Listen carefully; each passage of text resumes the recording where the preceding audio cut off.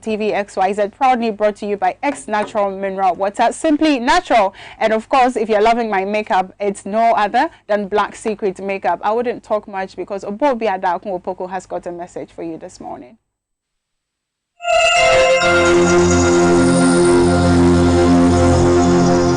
Hello, I'm Obobia Dakumpuku. This is Pause for 3, your 3 minutes motivational presentation brought to you by FlexiPay from the First Atlantic Bank. Follow me on Facebook and Instagram at Pause for 3 and subscribe to my YouTube channel at Pause for 3 TV. Do you also wonder, as I do, why in our part of the world, marriage, especially for women, is seen as the ultimate in life? We are so quick to run unmarried women down or see them as incomplete no matter their personal achievements. It does not sound funny sometimes when you are among even fellow women and you hear their commentary about another sister who is not married. My disgust in such situation is even more when I see other unmarried women joining the bandwagon. Society thinks that by a certain age you must be married and have children. When your life does not follow this order, the pressure from your household, including your parents, can kill. You will also hear what my friend Pokia calls unnecessary questions like, when are you going to settle? You're aging. Why don't you have a man in your life? Your friends are getting married. I hope yours will be soon. I've heard stories of some families even trying to force marriage down the throat of their women. As some victims have recounted to me, the questions, the pressure can push you to a point of frustration as you begin to ask yourself, is there something wrong with me? Instead of the pressure we bring to bear on our sisters and mothers about marriage, let us rather support them. No woman can marry herself, and it is true that some of us make it difficult for even the men to approach us or want to spend the rest of their lives with us. The reality is that it is the dream of many young ladies to walk down the aisle on that big day, wearing a white flamboyant dress with amazing shoes to match and a blossoming bouquet. Many factors come into play as we grow, and the priorities we develop tend to influence our actions as we grow up. Listening to persons affected by the late marriage syndrome, it is obvious that many in that bracket actually want to marry, but in some instances they haven't met the desired men, or the ones coming aren't in for marriage. One of the net effects of the societal pressure on women to marry is the high rate of divorce and separations many young marriages are facing. It is not uncommon to hear of marriages that have not gone beyond their 3rd anniversaries.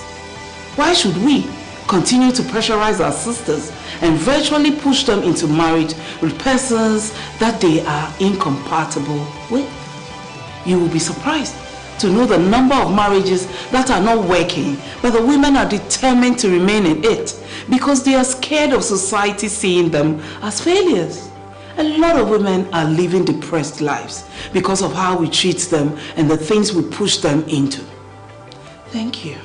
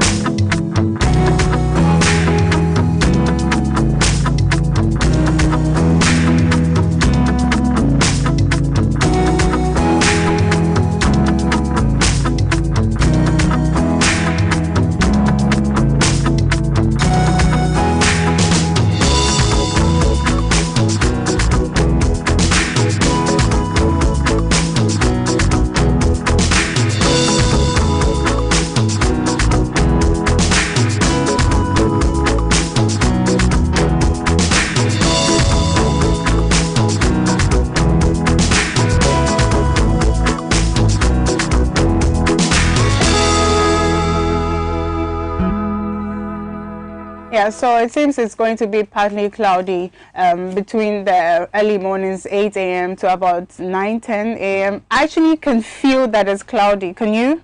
It feels a bit cloudy in here. I feel like Christmas. You feel like Christmas? Yes. Why? Oh, no, whenever it's coming to rain, you know, it comes with some flavor in the air. Oh, yeah? Maybe it's a combination of the dust being blown and the cold wind and so on. And it's a feeling from infancy. Anytime it's coming to rain, I sit outside and enjoy nature. You know, they say when you pray for the rain, you should be ready for the mud.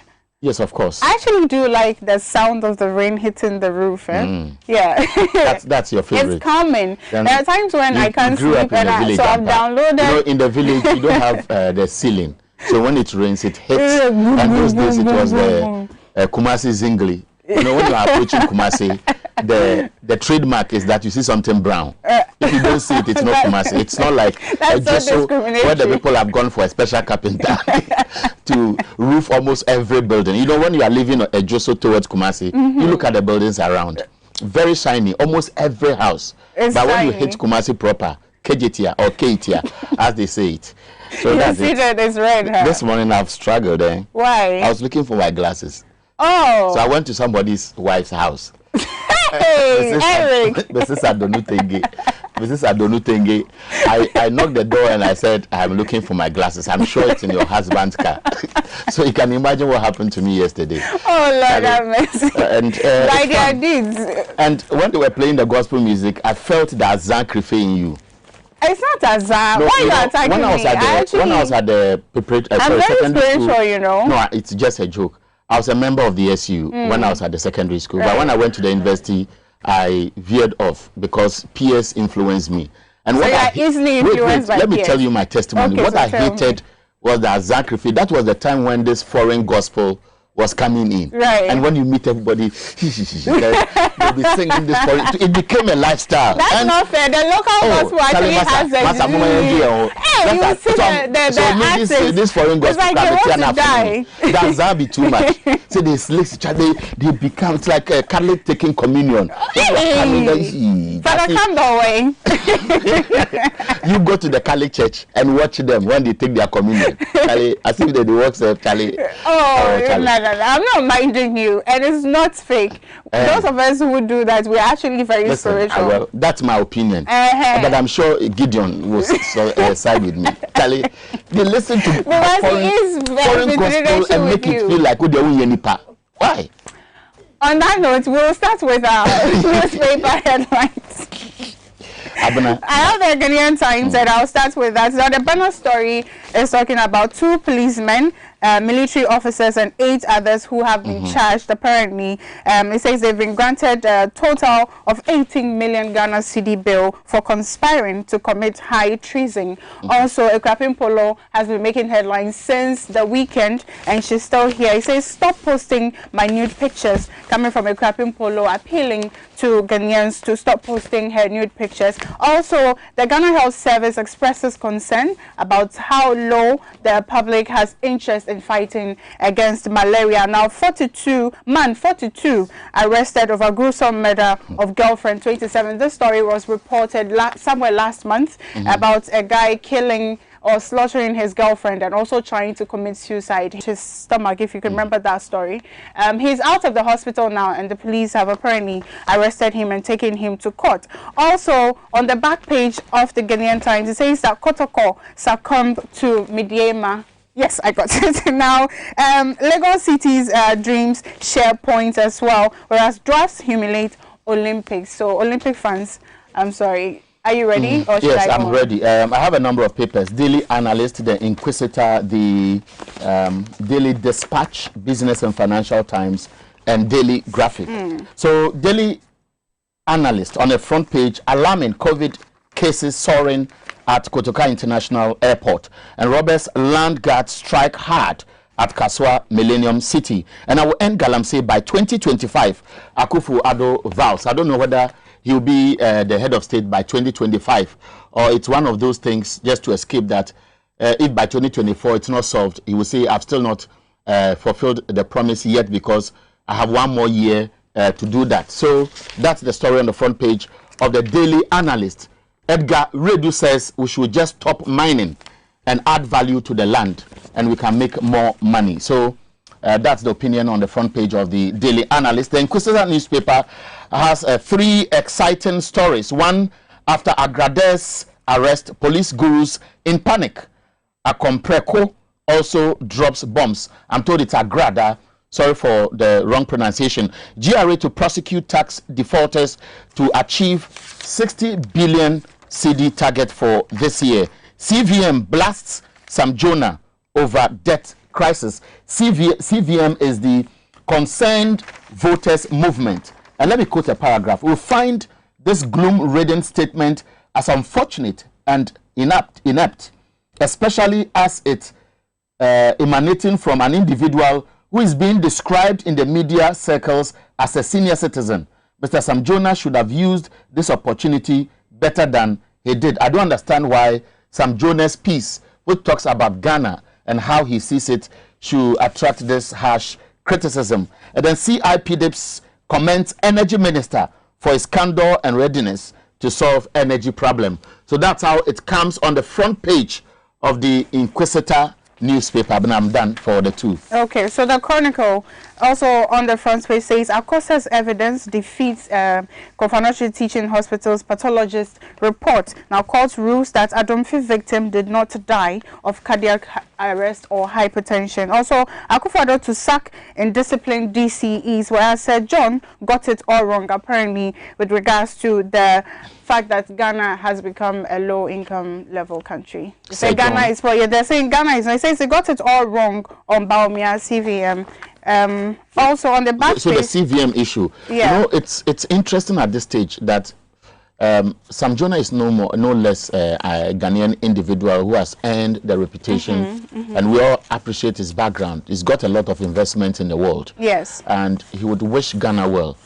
For him to come out at this time to put those pieces together, and for us to have followed the narratives from the Bretton Woods institution, from rating agencies, from even government itself admitting that we are in difficult times, that is why government will impose those taxes on us to be paid from the next few days, 1st May. I'm wondering why the so-called concern movement will be chastising Sam Jonah at this stage. I totally disagree with them. Well, you see, just to buttress what you're saying, it's been reported on the Daily Post that the Minister for Education is also saying parents who now want to pay their awards tuition are welcome to do so. That video is trending. I have the video, and this one I saw was a pastor in church who was making reference to that. I subscribe to that. If parents can pay, let them support. If you attend many schools and you are privy to the discussions at PTA meetings, I can tell you on authority that headmistresses are not happy. Headmasters are not happy. They can't afford to look at the children suffering.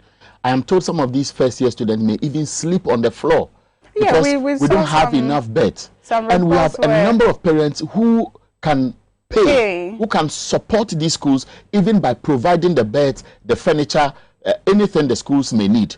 But there's a caveat that the PTA cannot impose levies or dues on parents. And many of us, you and I parents, are taking advantage of that regardless of the impact on our children. And we say, so even when the PTA says, let's all levy ourselves, let's contribute some small amount and see what we can help to do at our children's house levels, or even the bigger PTA, some parents still don't want to pay, and collectively they want all the children to enjoy the conditions if it's improved on campuses. If we can't afford to do free things, we shouldn't. Look at the national health insurance. I mean, it works to some extent. As a person who has used it during labor, I know that when you go through pregnancy, especially, I like to go to the government hospitals because when you have complications at the private hospitals in labor, they bring you to either 37 or Kolebu. So, I mean, what's the point? So, I know that on that level, it works to some extent. But if they can't afford to do complete free, then they should just subsidize. You would remember that when the conversation around the implementation of the free SHS started, the school of thought was, let's allow stakeholders to join a conversation and see the best way to implement it, knowing very well that we didn't have all the infrastructure. We didn't have everything we needed to implement it at a go. I think the posturing of government at that time was not to open up And so we went to implement with the hope of improving it from time to time, and that's where we are. That's where we are. Okay, I'm told wisdom is ready. Let me run quickly through my papers and you do yours. Daily Dispatch, that's the front page. Just look at it briefly. I'll read them quickly. It says, beware of chieftaincy and land disputes, illegal mining, and armed robberies. This attributed to the Chief of Staff and chart of Ghana's ethnic groups with population above 500,000 persons. The Business and Financial Times on its front page. We have major utility tariff review imminent. No proposals reviewed yet. PURC is sending us the signal that you pay more for electricity and tariffs in the coming days. The big story on the front page of the Daily Graphic, Kisi Ejabing penciled as a special prosecutor. You know, he's now the chairman of the Communications and Electronics Tribunal, or Electronic Communications Tribunal. And then COVID-19 cases shoot up at Kotoka International Airport. Now that's all I have. That's all you have from the papers. Yes. All right, so quickly we'll go back, or we'll go to Wisdom Hedajome. He's on standby with the news.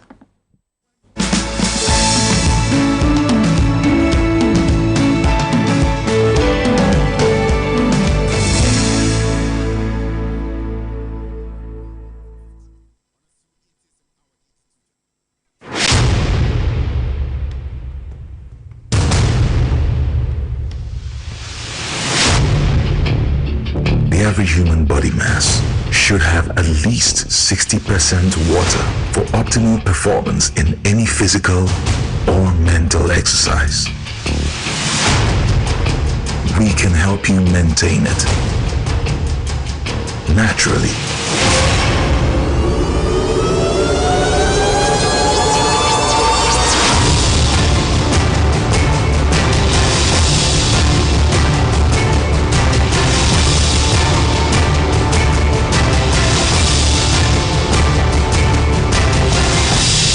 X Natural Mineral Water.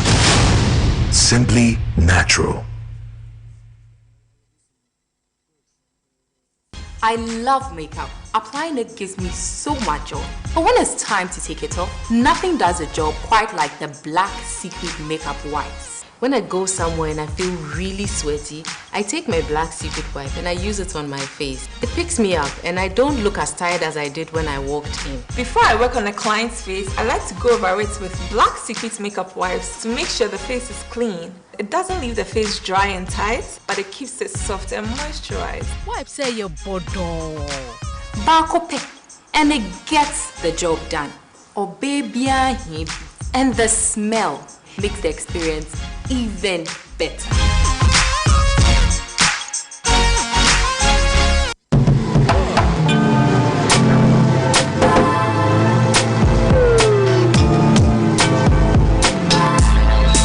Welcome to AutoCheck Vehicle Diagnostic and Licensing Center. I hear my car can be checked here without going to so many Accra. Sure.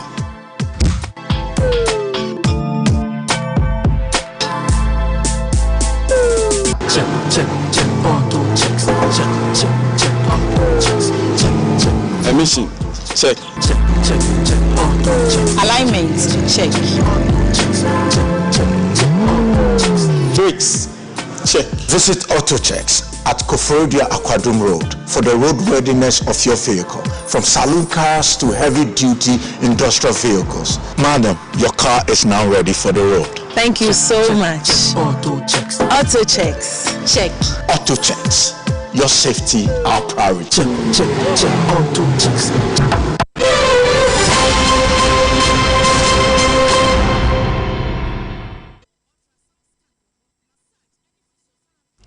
It's Monday. Hello and many thanks for joining Xyz News Update on Morning. Update this morning. Coming up, justification of decision to keep Kotoka International Airport open while land borders remain closed. Question again as COVID-19 testing company warns of possible slippages at KIA.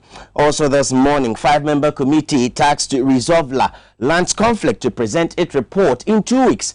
This morning, we'll find out whether that settles the growing agitation. Also in this bulletin, rearrest of top police couple alleged in the alleged coup plot revives public debate over possible prosecution. And later in the news, tabs in Accra, Tema and Ashama Enclave to flow through your taps this week after GWCL complete work on the water treatment plant. My name is Wisdom Hedejome, and we have details for you.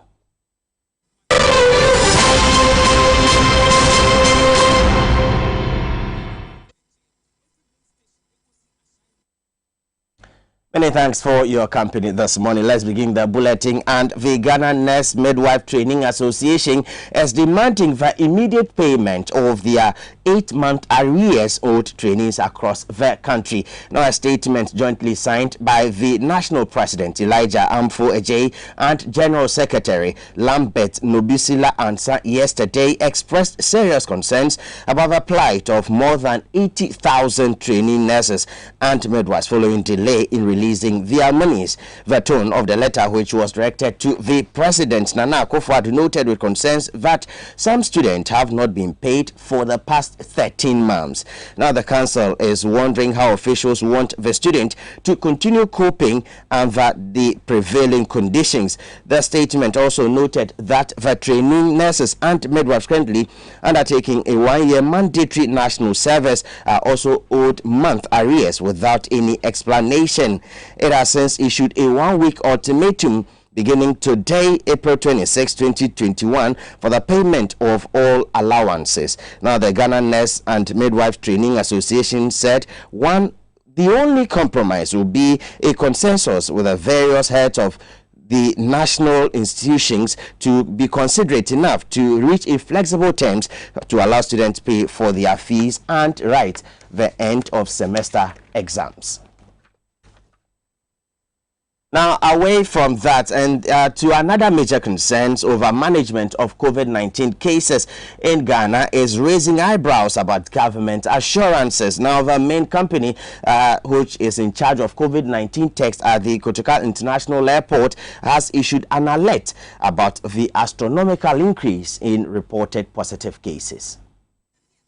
According to the company, the rate at which positive cases among passengers arriving is very alarming. Part of it read, today, 24th April 2021, we recorded 75 positive cases. This exceeds the previous highest rate of 45 positive cases on the 21st of April 2021. According to Frontier Health Services, the number of positive cases being recorded demand an immediate action by government. It is not clear if that means an immediate closure of the border or the suspension of flight to some endemic countries. Frontiers has, however, advised the Ghana Airport Company to introduce stringent measures to curb the cases. All passengers arriving are to have in their possession a negative COVID-19 PCR test results in English from an accredited laboratory in their country of origin. The tests are to be done not more than 72 hours before the scheduled departure from the country of origin. At the airport, passengers are subjected to a mandatory COVID-19 PCR test at a cost between $50 and $150 for Ghanaian and non-Ghanaian passengers, respectively. Meanwhile, the Aflao and Paga as well as Elubo borders remain closed in spite of complaints by traders and residents about the impact on the economic activities as a result of the closure of the border for almost a year. Now, TVX Xyz will keep you posted on government's response. Well, let's turn attention to other stories because there is renewed public debate over the rearrest of top police officials, ACP Benjamin Agoso, amidst growing suspicion over his possible prosecution. Now, the Attorney General Godfred Yeboah Dame, who in January this year entered into a nolle prosequa, suggesting that government was no longer interested in prosecuting the earlier case, now says that fresh evidence even makes his case worse. But human rights groups are demanding answers to the development. ACP Benjamin Agoso's arrest shocked many who began admiring him after his infamous frank talk exposing political interference in the administration of the police service. The senior police officer, who together with 8 others have been facing trial for close to a year for the alleged treason, and granted bail on Tuesday, January 21, 2020 to the sum of 500,000 each. But it has emerged his rearrest is for even a higher offense punishable by death if found guilty. The senior police officer, together with one Colonel Samuel Kojo Gameli, Dr. Frederick McPalm, and others, are facing prosecution for allegedly partaking in an attempt to cause unrest in the country, has been rearrested by the National Intelligence Bureau. The case is before a 3-member panel of the Accra High Court, presided over by Justice Ifia Sewa Asari Boche. Attorney General Godfred Yeboah-Dame had earlier entered into a nolle prosequi, implying that the state was no longer going to prosecute the previous case. Think tank Alliance for Social Equity and Public Accountability, ASEPA, has issued a strongly worded statement calling on the Attorney General to provide more information on the rearrest and new charge of high felony slapped on the suspects.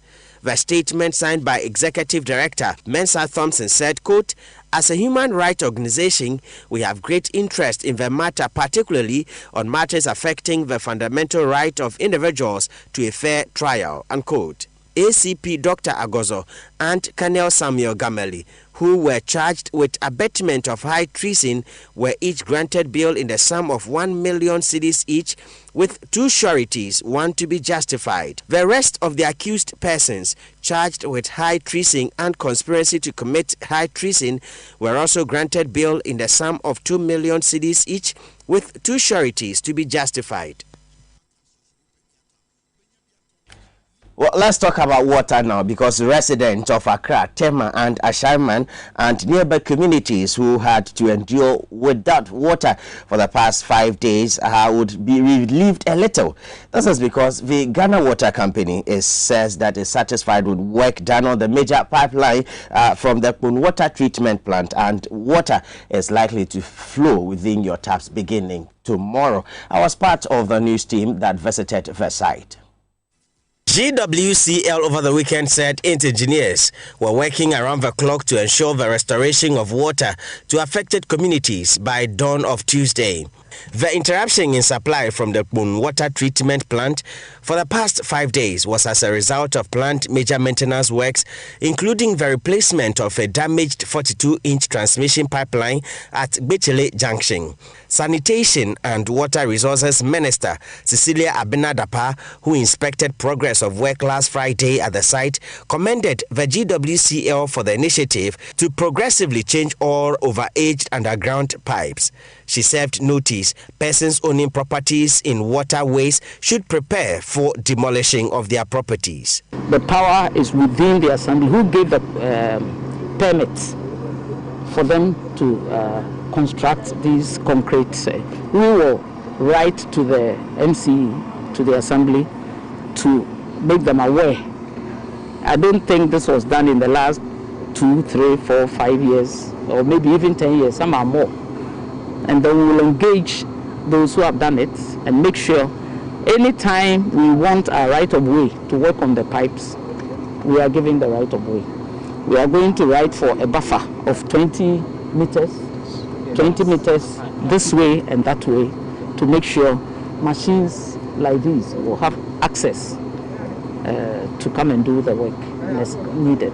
On his part, Municipal Chief Executive for Katamanso, Solomon Tete Apia, said the Assembly will conduct an assessment with GWCL to identify such properties and take appropriate action. We have one genuine issue to tackle, that every national plan is there before anybody started building around. So today we are seeing the effect of building not to conform in the layout. So once the minister has been here and I have been notified of some of the structures on these major pipelines that served Accra Tema, I believe immediately I will engage the Ghana Water to show me the structures that are within the reservation, and had immediate meeting with the encroachers, how we are going to get them off the line for them to continue to expand the water supply to Accra Tema. Everybody here knows the population is also going up and we need water, and water is life. So immediately that this has been brought to our attention, we will work on it. I don't think this is going to create any problem, because if I've been able to manage the railway line successfully, this one is a small thing for us to handle. Meanwhile, GWCL says water may be restored to the affected communities by dawn of Tuesday, April 27. Engineer Dr. Clifford Brahima is Managing Director of the Ghana Water Company Limited. When we finish on Sunday, we will have to use Monday to flush the system. And if you go inside the pipe now, you see how dirty it is. It has to be cleaned, it has to be disinfected. And so we use Monday.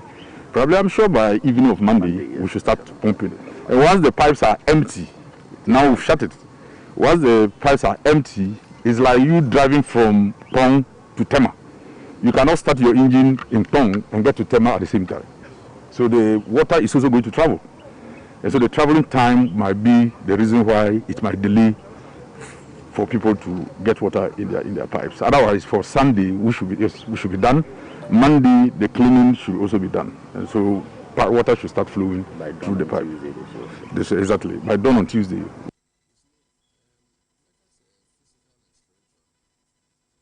And elsewhere in the central region, the people of Eutu Labi have resolved to take their destinies into their own hands through an initiative to suck water from an underground riverbed. Now, that is the only source of cheap water. Well, there's more in the following report.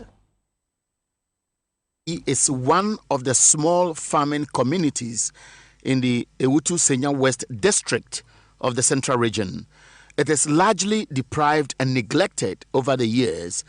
Poverty is rife. Besides water, sanitation management is another major challenge, exposing vulnerable children to communicable diseases. The people have no access to potable water. TVXYZ News has learned women and children trek miles in search of water. The entire community depends on only one borehole. Their plight become worse in the dry season when streams and other water bodies run dry. Ajise ukwechi anase ufa moto ebo hoka ekope borehole eto ewo next town krodia anase papasi. Apart from that, ensuo bia ni aye reliable edima yen say ebenum ajise ukokoto. Yes raban don num wa he. Na yen hira yenum wo handi. Yeni nantwi na enum. Enye ni nya yale ni bia. Eti say emrimu ese pipe aba pipe ba kan akwa bone papasi. Endu ha enzu ponka kwa bone la bi de kwanwa pipe ne ndu wo. Tu aye no wa de bia aye yare.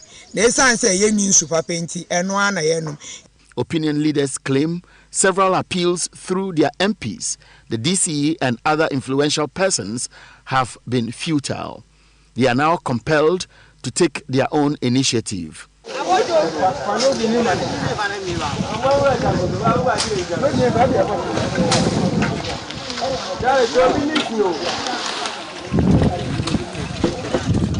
This is one of such, where all hands are on deck, clearing of bushes, digging further to close in to the water table, the only guarantee of their survival.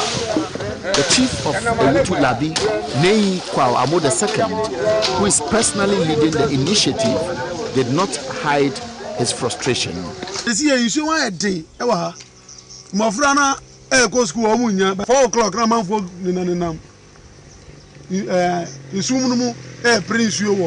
Bo ewo febu na de tesi also ha yehu babo ne sema adoso enti mofra no sori se amachi na de na ayedi enti yetena se hu sampa sabasa de se ne ye nyina ye di communal labor no eba nsuo no mu ne ebe ti nsuo no ye amane na pa ye ne anhwe se nyankopon ebe cha nsuo na ye nya bi e da ye ha de nsuo ne de e ho asem ayedi wa ha eno enti yetu anamon. The aggrieved residents are now looking up to God to touch the heart of the district assembly members as well as the district chief executive, Stephen Kwame Kwei, to save them from further crisis. Well, let's turn attention to some other stories, and a 5-member committee has been tasked to resolve the dispute over the land between the Ghana Armed Forces and the La Traditional Council. Now, thus follows a successful meeting last Friday to address growing agitation after a recent beating meted out to protesters by soldiers. Now the members are Deputy Minister for Lands and Natural Resources Benito Owusubio as chairman, Brigadier General Benjamin Amuabuachi representing the General Forces. The La Traditional Council is represented by Lawrence Sakiti. The two others are Miss Mabel Yamidi of the Lands Commission and James Datson from the Ministry of Lands and Natural Resources. The committee is expected to complete work in 2 weeks and present a report by Friday, May 7. Now, last week, the Coalition of Associations addressed a news conference serving notice that any attempt by the Lands and Natural Resources Minister to renegotiate an agreement reached last year will be fiercely resisted. Jeffrey Adukwe-Tete addressed the news conference. The Coalition of La Associations wishes to inform the Minister and Government that the people of La will not countenance anything short of the implementation of the consensus already reached. It is our firm view that the consensus reached at the meeting with the previous Minister of Lands, at the meeting at which all interested parties were present, is binding on the current minister and he cannot depart from it.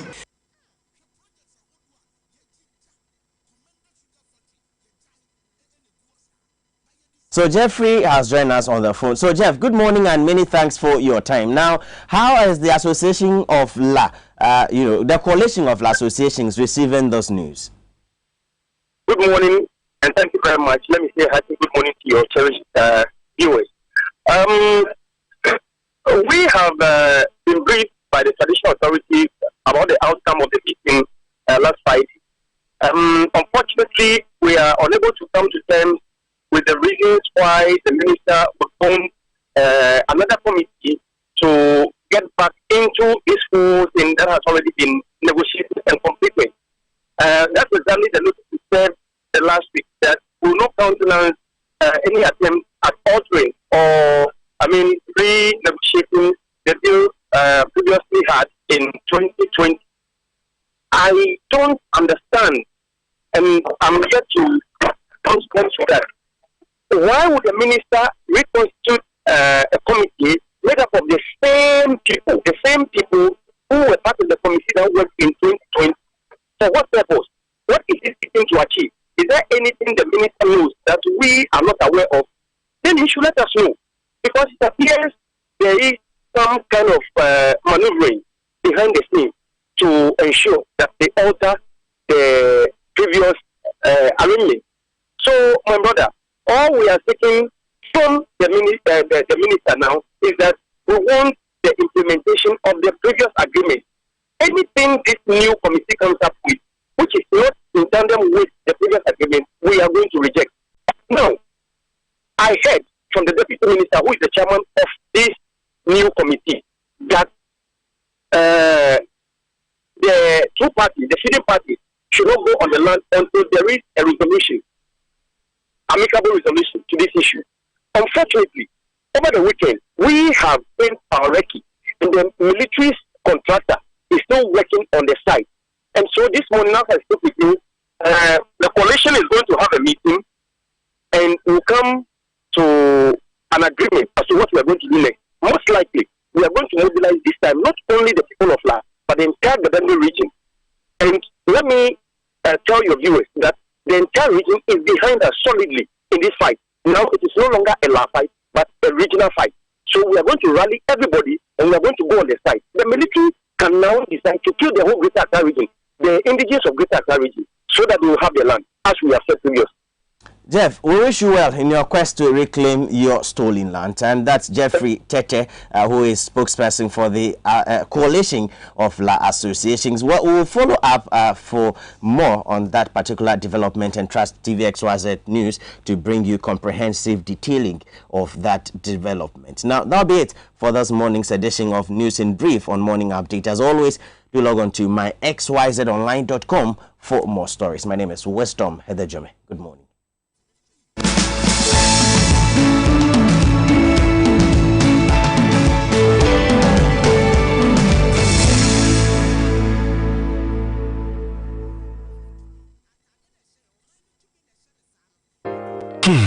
If I cry na menyisika, etia ye mefui. Ehe papa na menya bosia e di atre medwuma yimu. Kai kra mabre me busia ato taxi fufu.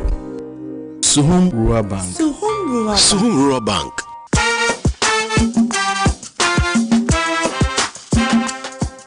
Yema mwakwa baba Suhum Rural Bank. Ye wonhyehyɛ ahodo bi te sɛ dwadifo abosia, ekuokuo abosia, susu account, eni daso wo ho savings account, me bada chain savings account, ene de keka ho. Suhum Rural Bank was 03422919896. Na won so wetumi aka sɛ Suhum Rural Bank ama ene mayeka una. Suhum Rural Bank enti mepa minie. Suhum Rural Bank, growing our heritage.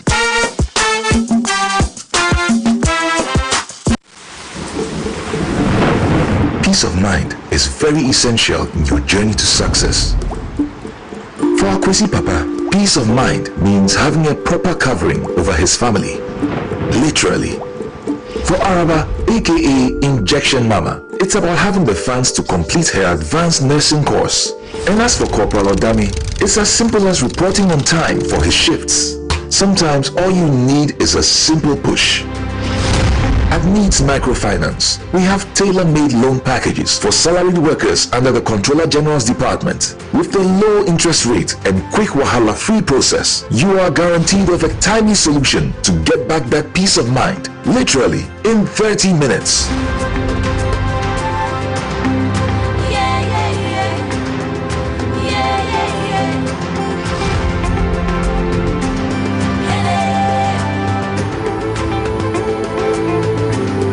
Needs Microfinance, growing with you.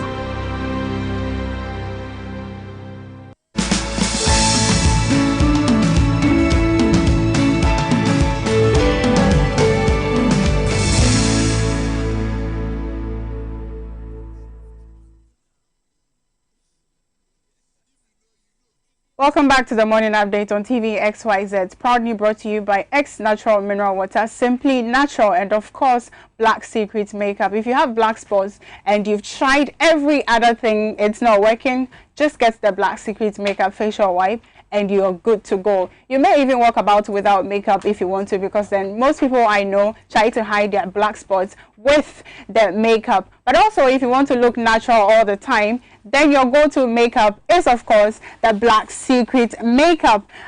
Today is a special person's birthday, and I've been asked to read a very nice message for that person. Now it says that you are loved, appreciated, and continue to occupy the special space in our hearts. From the entire so from the entire morning team, Wisdom, Clement, and Ejenim, happy birthday to Priscilla Kote. So happy birthday to you. We do hope that you enjoy the day, and also thank you for watching the program as well.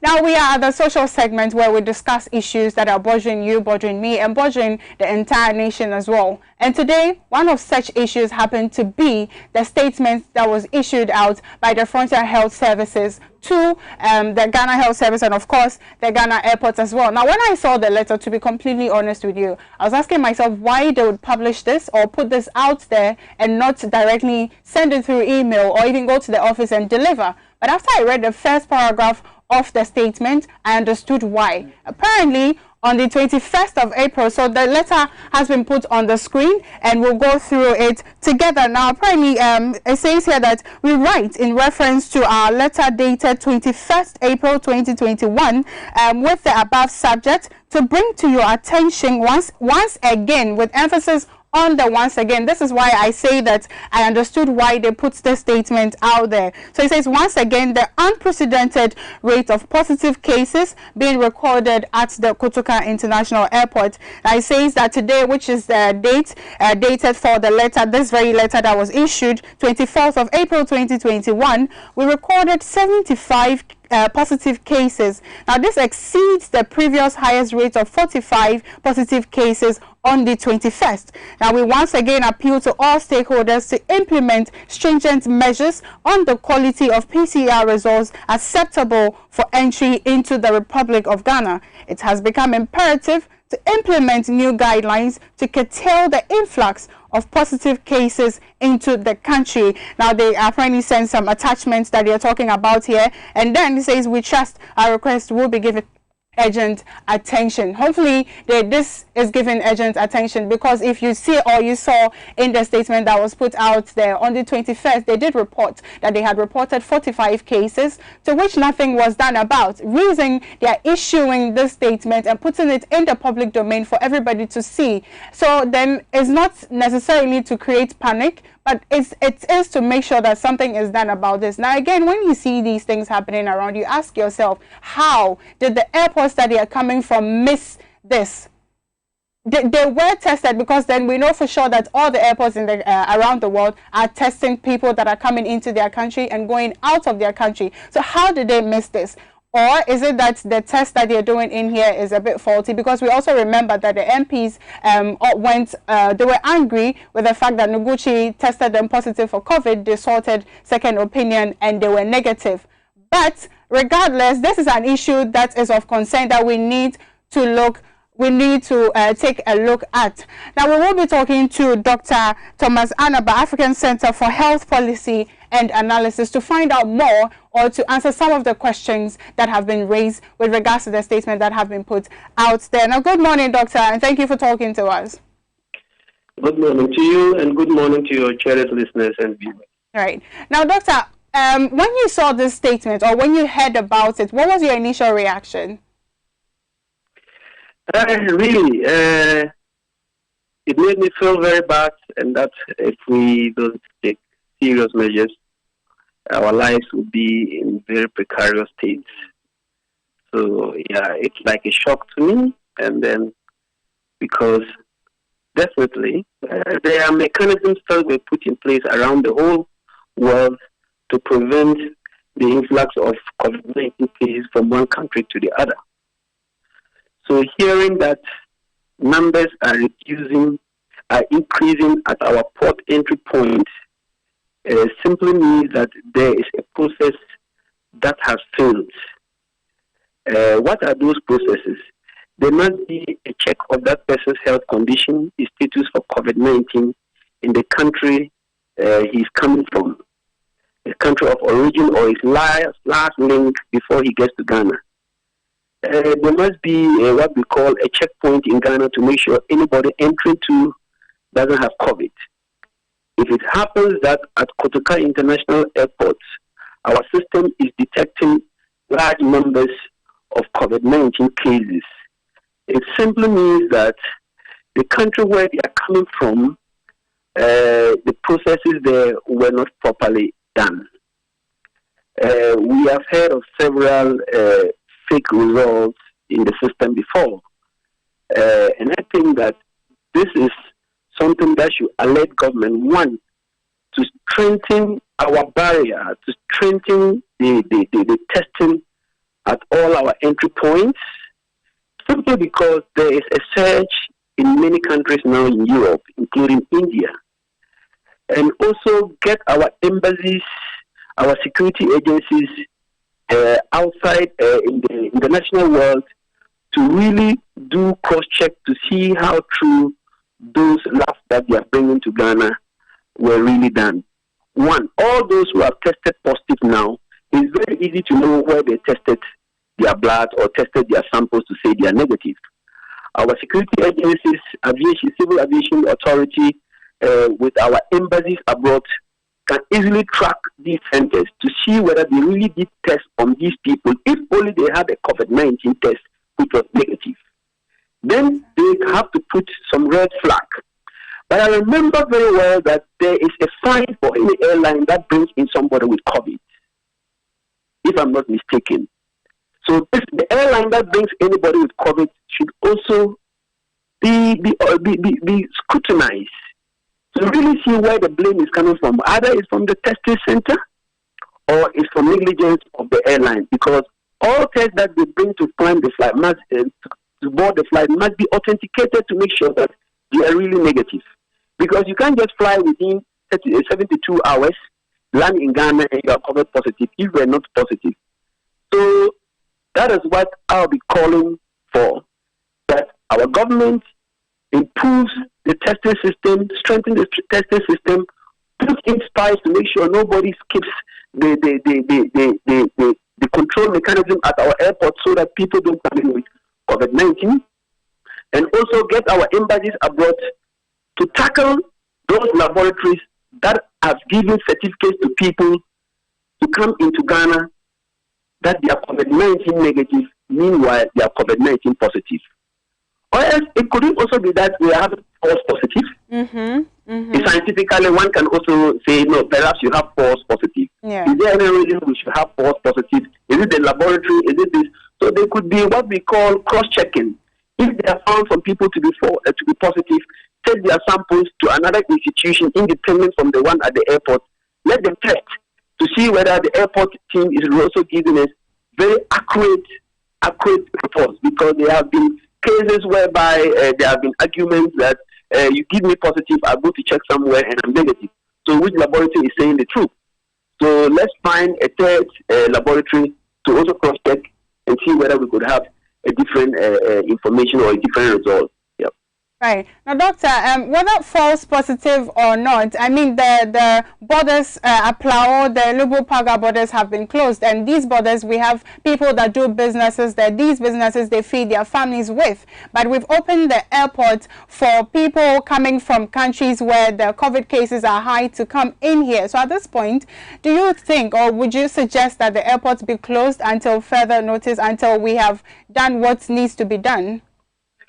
No, frankly speaking, the dire need of resources and investment in this country and business people to fly in and out to get the airport to raise some funds and then the rest is very high. And I won't propose that we close the airport. There is a simple mechanism we can use to track down anybody coming in who has COVID positive. And that person, there should be a serious fine for that person, so that he will not even attempt to come to Ghana with a fake report. He will make sure he's negative. Make sure that the person comes, if he's positive, you take him to a center and give him a high fine. Make sure that the fine is too deterring that no one would attempt to take any fake report to come here. If he comes to a fake and he said he did it in the laboratory, then that person can sue that laboratory that gave him the fake report. But to say we should close our borders completely, what we can do is to isolate some countries that are in very high distress of COVID-19 right now. That is what we can do. Right. And I think even those countries will not even allow people to be flying out unnecessarily. So that one, I think diplomatically they can have chats behind the scenes with those countries' embassies and say, look, due to the fact that the high rise of numbers in your country is overwhelming, please, we would like to exempt your country from coming in for some time. Right. I think that can be worked behind the scenes. Whilst we put in the stringent measures for other countries that are okay, make sure you come with the right report. Make sure when they test you at the airport, they're done, and make sure the airport people to test every single person. There shouldn't be any favoritism, but you see sometimes you get to the airport and even airport staff are running holding people's bags for them to cross. No, they shouldn't be that. Those are the things that will cause people to stick in with COVID-19. Yeah. Those activities should suspend. Let's make sure every single person goes through the protocol and comes out of the airport negative. Right. So how do we get the airlines to actively implement this or participate in this activity? It's simple. Anybody flying to Ghana, you are coming from UK, flying to Ghana. You make sure you send a when you get to check-in time, they make sure they scan your test, at least to keep it as evidence. The moment they say you are positive, they communicate to the airline. They call the laboratory in UK to verify whether you really went there for the test. And if they say yes, you gave it negative and it's positive. So you're going to be then liable for the fine that we are going to receive from Ghana. If they do that once or twice, no laboratory would attempt to fake any results. And every laboratory, knowing that somebody is coming to Ghana, is coming to test, will make sure they scrutinize the sample very well to ensure that he is negative before they give him a go-ahead to come to Ghana. That is what I propose we should do. And our embassy should be on the airlines, the embassy should be on the laboratories that are giving fake reports to people to come in case they are fake reports. That is what I will say. Right. Now, when I asked about the borders, Elubu, Paga, and also Aplao being closed, and even though I cited that the business people at the borders that feed their family with the businesses they are doing, and so if that's the case, should we close the airports? You did say that for economic or business reasons, we shouldn't. But again, we as I indicated, these people at the borders also have businesses ongoing as well. So should we open the land borders and manage it? Can we even manage it? In fact, Africa overstated has been one of the least headcount continents in the world. We close our borders to ourselves. Even at the time that Ghana had more cases than Togo and than Burkina Faso, we were putting military to block people traveling through those borders. I don't really see the reason why we have to keep the borders closed. If we have mechanisms at the entry point, we know we have military, we have security intelligence agencies that can patrol all the unauthorized routes. That is the work of the military now. Let them go and block those routes as part of their work. They are sitting at Bema camp. They are sitting at this place and rather using their energy on ordinary civilians for protecting for their land. Let them use them and open the barrier for genuine business people who are engaged in import and export to feed their families and their society. Do so. One, it will bring income to the government because there will be taxes. Two, it will keep them their business working, going on, so they can also get and sustain their family economies. But some of them have taken loans and now that it's blocked, they can't pay. Some of them have gotten goods to export and they can't export. I think it's long overdue. Once the airport is open and there is mechanism to control people coming, our borders should equally have those mechanisms. In Europe, people are moving from one country to the other, but they go through the borders. Let's also ensure that ECOWAS wants all its citizens to use authorized routes, so that if you violate it and use an unauthorized route and they arrest you, your country of origin should not have a problem. They should allow you to be penalized. There shouldn't be any diplomatic fracas between them. If ECOWAS stands on this ground and tells every country, let's do the business, let's check anybody crossing our barriers to make sure he doesn't carry COVID-19 from my country to your country. And we are all going to follow that strictly. We can still do business and survive. All right. Thank you very much. Is doing it. All right. Yeah. Thank you, Dr. Anaba, for speaking to us. You've been very insightful. Yeah, so as he suggested, the borders should be open and to some extent manage it as well. Now, we have been talking about the statement issued by the Frontiers Health Services, who are actually the company that does the testing on COVID at the Ghana airport, telling us how active cases, or a lot of active cases, have been recorded. Now, we spoke to Dr. Thomas Anaba, and he did tell us his mind with regards to the issue. This, of course, has been the social segment on the Morning Update on TV XYZ, proudly brought to you by X Natural Mineral Water and, of course, Black Secret Makeup. Eric Ahianyo is ready with the newspaper review.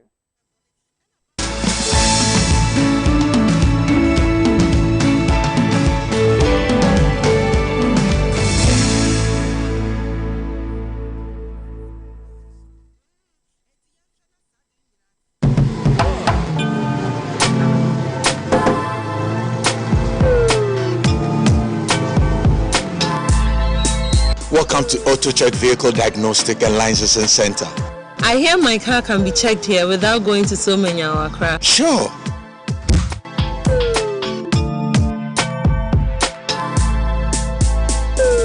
Check, auto checks. Check, auto checks. Check. Emission, check. Check, auto checks. Alignment, check.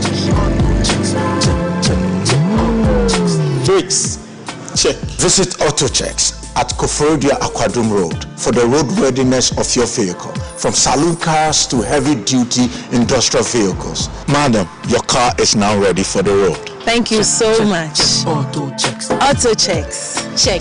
AutoChecks. Your safety, our priority. Check. AutoChecks.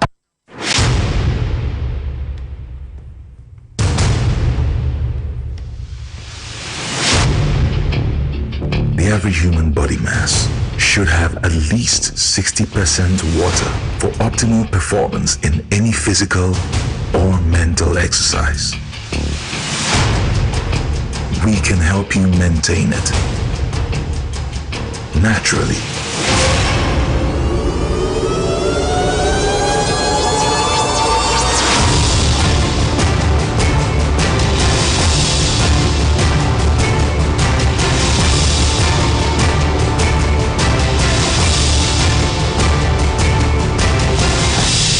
X Natural Mineral Water. Simply natural.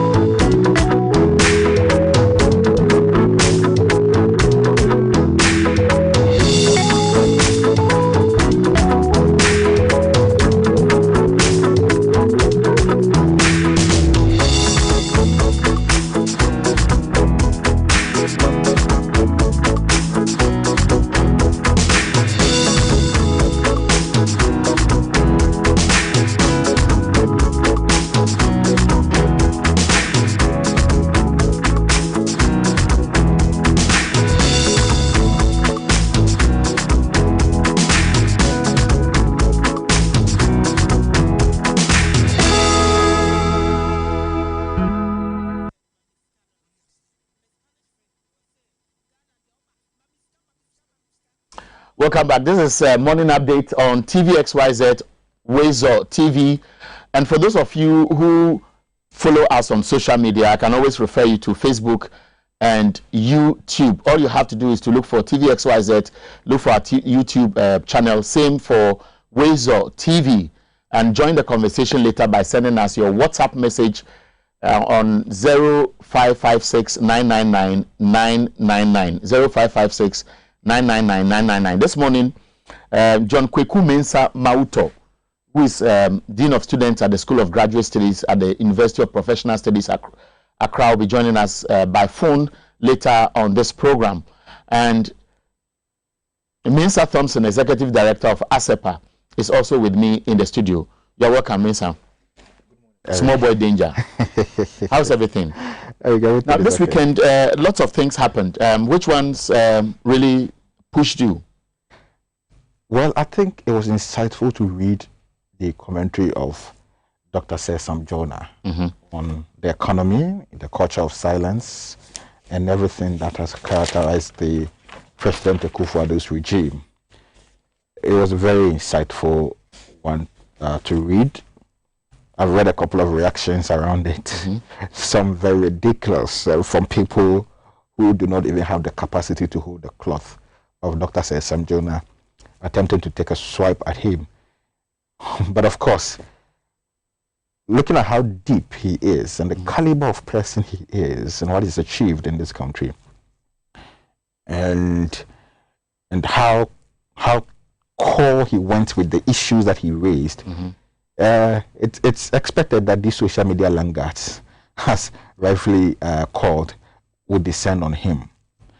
But Eric, I think in our sober moments, we'll have a reflection And I think that the president himself, if he reads the piece by Dr. Xyz Morning, he will have a more sober reflection. We'll go into that. I'll try to read excerpts of some of the paragraphs captured by a few of the newspapers. Beyond that, what else was trending over the weekend? I saw the crying of Ekuapim Polo, and that one also came. And then I saw another video which we'll show later, if it's ready, of Hassan Ayariga, who visited the Saglemi project site. I've seen that project a number of times when traveling to the Volta region, and most of the time I've wondered, I mean, what plans the government had for that project, because that project was supposed to solve a critical problem. Look at Accra; we are so choked in the city, and this is a huge project, money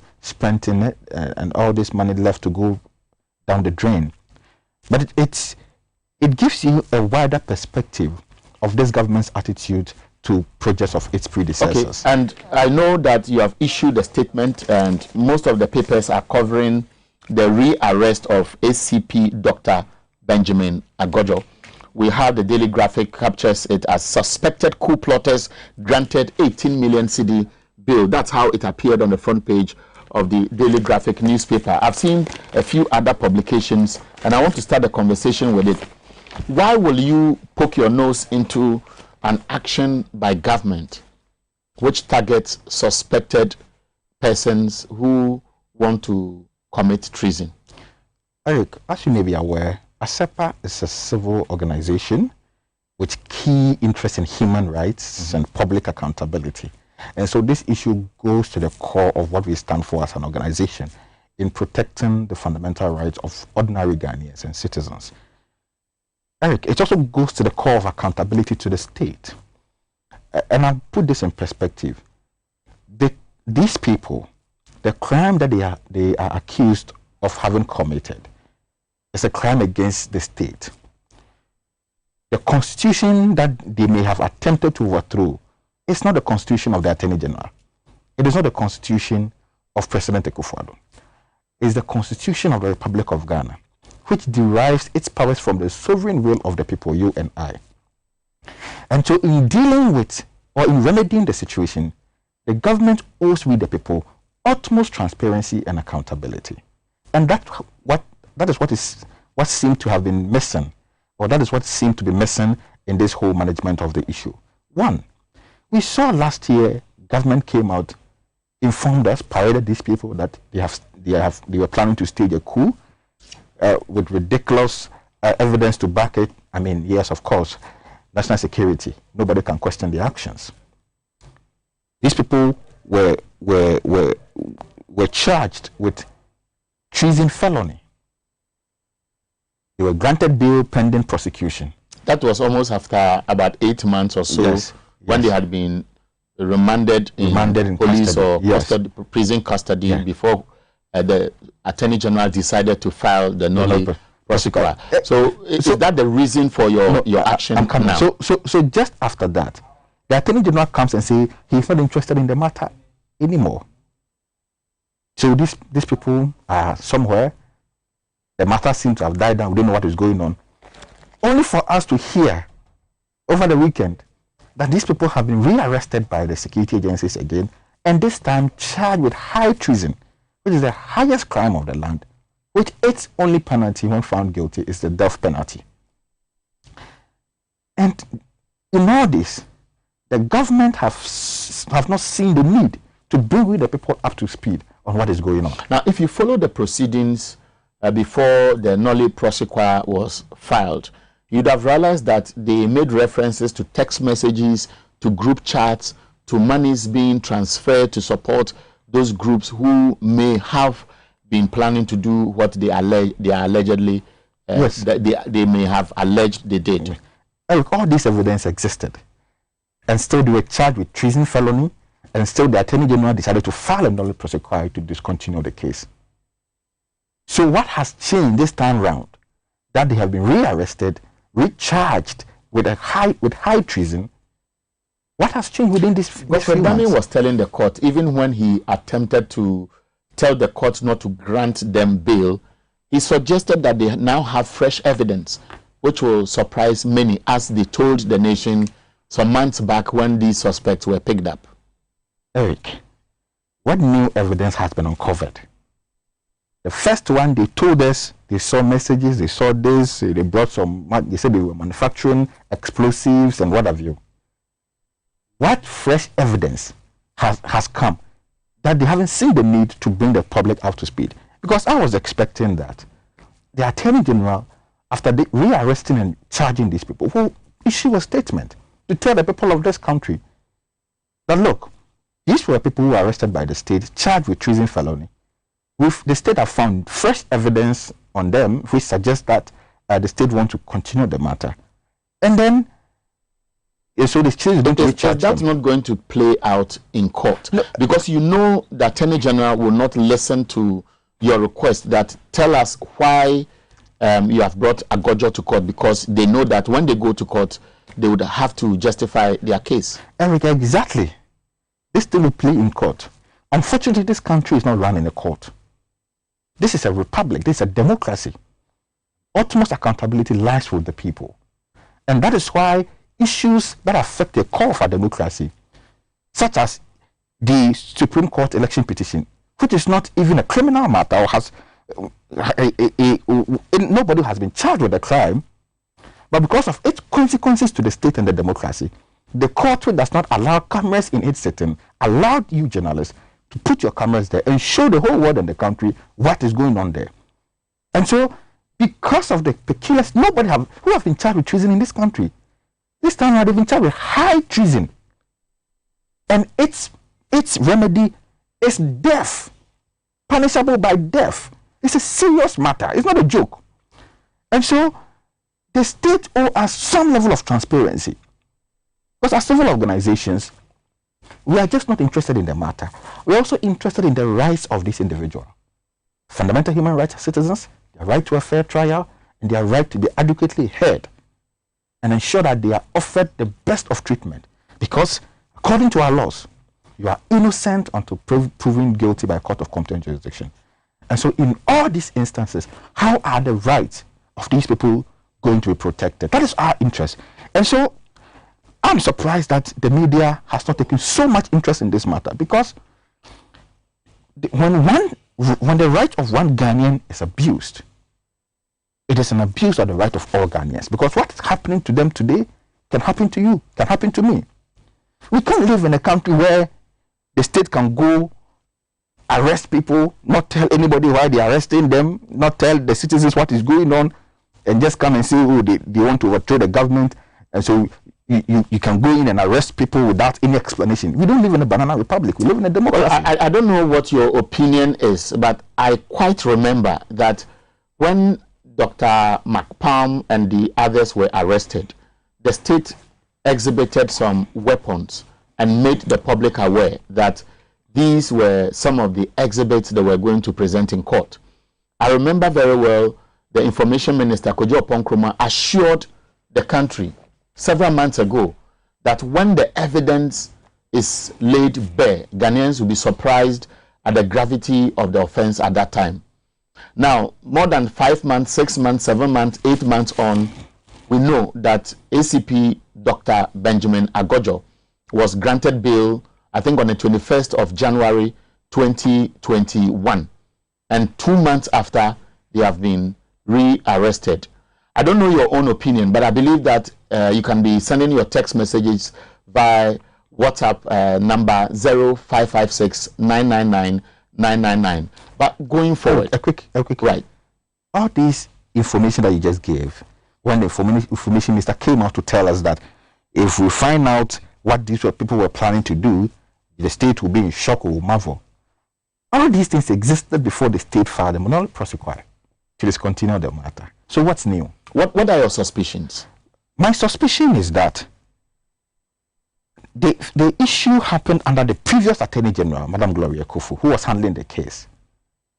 Now, there seems to be a new Attorney General who has come into that office and see it as a need to stamp his authority in that department. But I see a thin line that may suggest that you perhaps will be conjecturing, because at the time the Nolly prosequa was being filed, the former AG was no more in office. And Godfred Dami was the one who actually, and the one I am quoting to have said that is filing the Nolly prosequa. No. So why would he say so at that time, even when he was virtually in office, come around? That goes to the core. That goes to the core of what we are saying. But the point I'm making is that Godfred Odami is now substantive Attorney General. At the time the Nolly prosequa was filed, Godfred Odami was not the substantive Attorney General. Now he is a substantive Attorney General. So at that time, any decision will be taken will be a directive from his boss. But now, he has now come to the ministry as the substantive minister with all the authority, and he wants to stamp his authority. And so you've seen a number of the cases being reviewed. Then the Thompson case, they still have filed first charges in that case as well. So it's not just this cool case. What does it mean for you, human rights advocates, for a state to make some of those serious charges against people, sometimes detain them for a number of days before they are granted bail?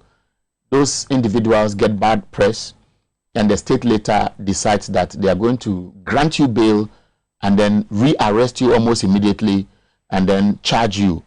Does it sync with the critics of government who say it's some kind of pair trolling, and so they just arrest you, prefer so many charges, and hope that one or two will get them what they want? Well, it shows a sense of indecisiveness in the management of security and law in this country, which is dangerous. Because in terms of security management and the application of your relevant laws as far as the protection of your territorial integrity is concerned, you cannot be seen as indecisive. And that is what these nearly jerky actions of government seem to portray. A sense of indecisiveness, a sense to show power where there's absolutely no need, and some sense of victimization of some people. Is there a way out?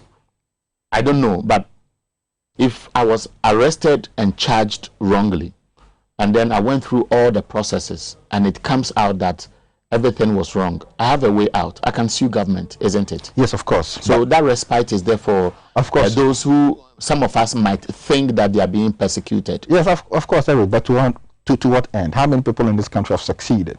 Especially when you have a judicial sector of this country that so much dwells or almost in sync with the government. It's almost impossible. Somebody will say that statement is Eric, show me one person who have taken the government on in issues such as this and have succeeded. The government, the state violates the rights of people all the time. They go to court for remedies and they get nothing. And so this does not give you confidence. We talk about separation of power. So we have the judiciary, we have the legislature, we have the executive. If perhaps we had stronger institutions, would you say, and I'm being measured in the use of the word, but I will, because it is for the purpose of this conversation, where people perceive that the judiciary has allowed itself to be used to prosecute a certain agenda. And so there they sit, and every useless thing is thrown at them, and they have to spend hours working at them till they begin to warn the state prosecutors that they will throw out the case if they cannot. And I'm talking about J.B. Danquest's trial. It has come up severally. Afoko's trial, it has come out severally. You made reference to Annette Thompson's trial, where they have to file a whole new process. I know about Dr. Dufour's case. The state had to come out and file a whole fresh thing. Almost several high-profile cases, these happen. And the indication we get is that the judiciary or the Supreme Court or the court just sit there and they are waiting as a basket. They bring them, and there's no signal that perhaps can stop the executive, if it is true that over the years they prosecute people at their pleasure. Yes, Eric, to be honest with you, there's no true separation of powers in this country. What we are currently practicing is totalitarianism in this country, where the government have absolute control over almost everything, including the judiciary, especially through the appointment of Supreme Court judges, and how over the years the traits of political direction have been seen in the kind of judgments that these judges gave. And so there's no sense of separation of powers, really. If you go deep into it, we are caught up in a very dicey situation where a constitutional review is the only way to resolve this situation, to take away the enormity of the powers placed in the hands of the executive. And Eric, this situation, or this was a crisis way before President Akufo-Addo. Unfortunately, this crisis has become more pronounced under President Akufo-Addo. Because if you look at the lapses in our constitution, there was always a tendency for abuse. You cannot elect somebody in a democracy and put all the powers of state, including the powers of appointment, of heads of offices of accountability, including judiciary, into the person's hand. There is always that tendency of abuse. Unfortunately, previous presidents have been quite mindful. They've been quite moderate and conservative in terms of using those powers. Not President Akufo-Addo. President Akufo-Addo has exorcised every sense of the powers that he's been given, and he's abused it to the latter, to the core of it, to the extent that now people like Dr. Sesam Jonah have to come out and cry. Now, we'll move on to Sam Jonah's comment and have that conversation, but somebody sent me this reminder, and sorry I have delayed it. I need to congratulate him because he's one of our brands, that's Power FM. That is Mugabe Masi. I think over the weekend he won #1 political talk show host of the year. And I'll show the picture of Mugabe holding his award. I think this is the second award that he has won. So I want to use this medium to congratulate him and hope that he will continue to improve on what he does. Yes, yes, congratulations to Mugabe. I mean, he's been doing a fantastic job. I mean, looking at the kind of program he holds, you know, and for him to consistently get that level of review, you know, for my award shows and other people, I mean, it points to a very positive direction. And we wish him well. We hope that many awards to come. And we hope that this award doesn't generate another baby. I will also have a conversation with him later on this program. I want to ask him what really influences that spiritual entity that enters him to go the Gumbe way he goes. I'm using the word deliberately, and most of the time I walk into the studio to caution him. Yes. I'd rather become the subject of the conversation that I am happy I've come around and we'll be fighting. But that's his style, and he's winning awards. It tells you a lot of Ghanaians are comfortable with what he's saying if they think that some other mediums are not being bold enough to speak the truth. So on behalf of XYZ Broadcasting, we want to say congratulations to you, Mugabe Masi. In fact, later when I get the picture of him displaying the award, we'll show it now. And Eric, finally, I think he's also filling a very huge gap. A huge gap which the current media regime has created. And it's one of the things Dr. Sesam Jonah declared about, and I think we'll have that conversation. Okay, so now let me also remind you that you can send us your WhatsApp messages 0556 999 999. Now, I have excerpts of what Dr. Sam Jonah said. Now, it says, I want to just dash to a few of the paragraphs because you know the issue. But in a speech he delivered last Thursday night, Sam Jonah, the leadership consultant, said, it was unfortunate that for 28 years we have failed to make any meaningful changes to the strength of our democracy.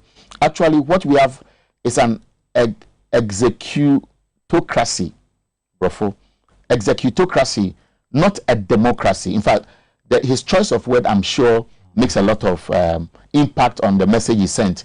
He says we have an executocracy and not a democracy. The president is supposed to appoint the majority of his ministers from parliament. By definition, that makes parliament a rubber stamp because no MP in the ruling party will be able to stand up and demand accountability from the executive. They are all scrambling for positions, he emphasized at the speech delivered virtually to the members of the Rotary Club in Ghana and abroad.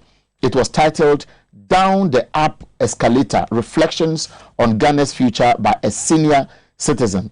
Now, in the speech that touched on almost every facet of society, including corruption, governance, the economy, the role of the media and academia in shaping the future, Sam Jonah said, the failings from the current constitutional setup did not spare the judiciary. The judiciary is no different. the president has a determining role in the appointment of all the judges of the Supreme Court, including the Chief Justice. This fosters the perception that the situation compromises the impartiality and independence of the judiciary. Indeed, a large section of the citizenry believe that the judiciary is not impartial, with 85% of Ghanaians in the recent Afrobarometer survey perceiving the judiciary as a corrupt and ineffective, he said. He said the legislative arm of government was also a challenged institution with allegations of corruption among certain members of parliament being ripe. Few years ago, a prominent MP said publicly that the parliamentarians are taking bribes to pass bills that favor their sponsors. And it goes on and on and on and on. And I believe that the paraphrasing captured here in the paper, which paper is this? The Herald newspaper, is enough to set the tone for this conversation. Now, he's come under attack. Some say he should go and sleep wherever he was, because Ghanaians mean business, and all what he's saying, including the fact that Dr. Baumia has supervised the collapse of the economy, because he's the chairman of the economic management team, and Dr. Baumia has severally been praised by President Akufo-Addo as the Westgate who is helping his government to succeed.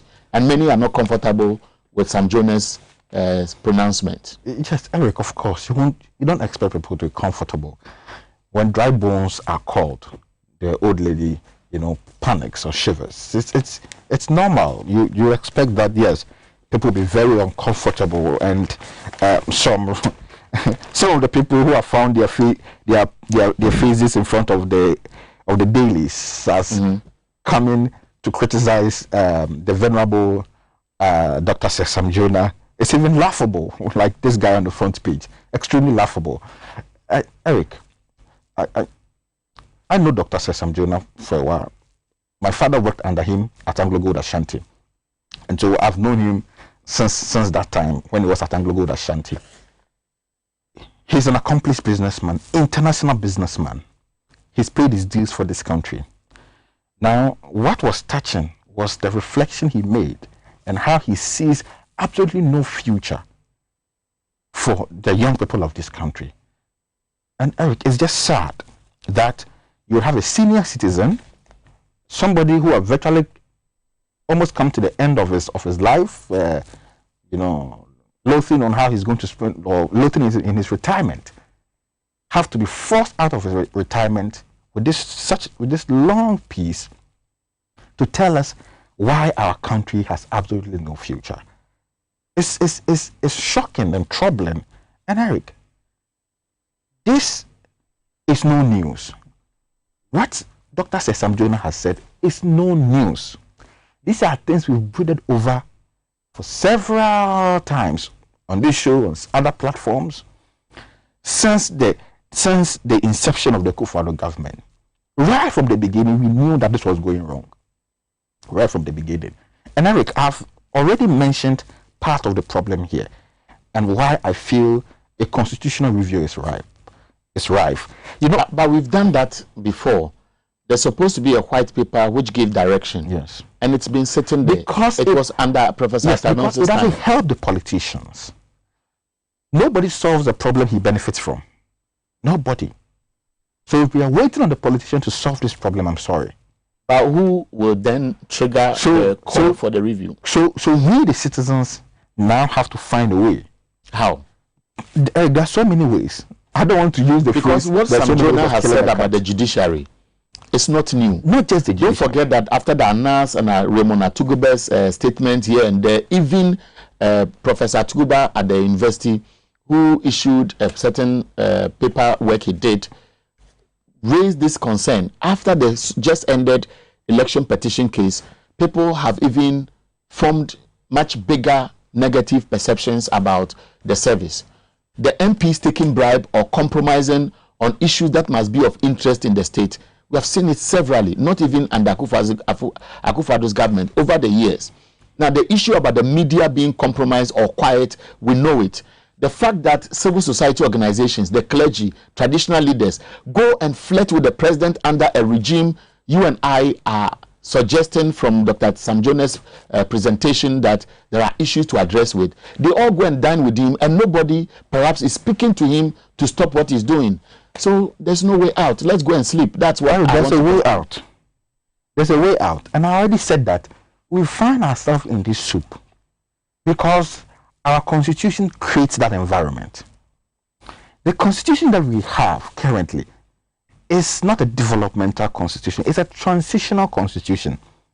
It was a constitution after 20 years. Yes, it's still a transitional constitution. It was a constitution that was supposed to oversee a transfer of power from a military regime to a civilian regime and to stabilize this country for a sustainable democracy. It has done that in 25 years. We've had a sustained parliamentary democracy for about 25 years, something that has never happened in this country. We've achieved that.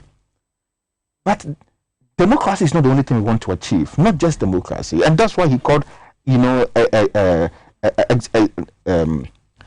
executionalism, or yes. That word. Yes. You want me to go again? Yes. Because, he was trying to say that it speaks from the word executive. Yeah. So the country is solely governed by executive and its extended or peripheral influences. And so that is what is governing the country.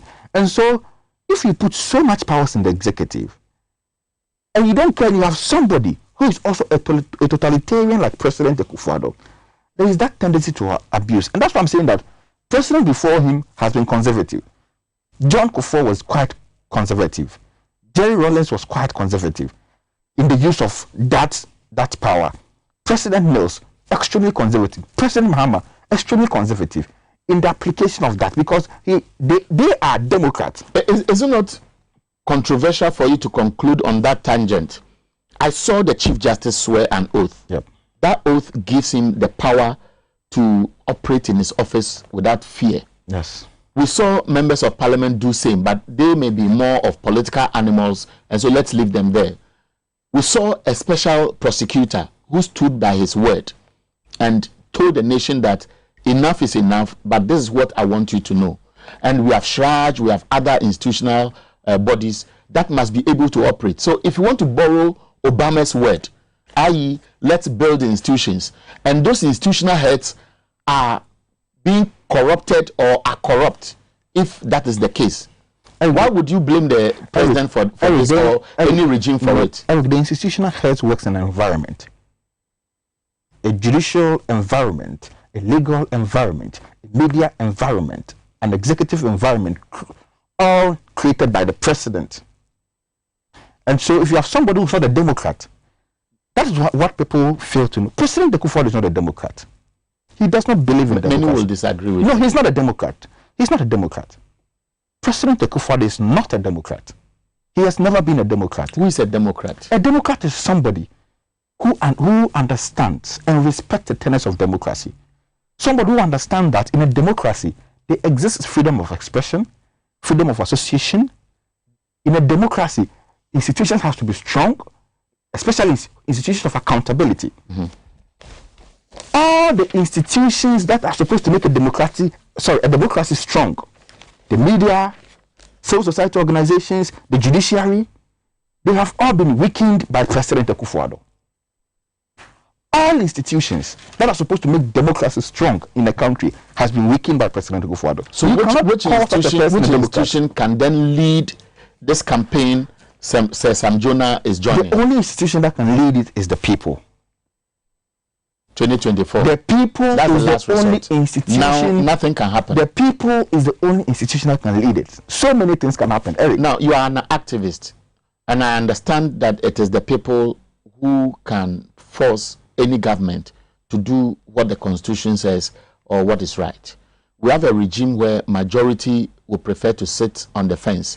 And so you have the TUC sitting on the fence, you have academia sitting on the fence, you have the student representative councils and let's say student unions, which are almost why do you think they are sitting on the fence? Now, I'm driving at a point. Now, if all these active bodies have almost become dead with their tails in their legs, who else? My poor mother at Jelukope or your poor father at Sefirioso?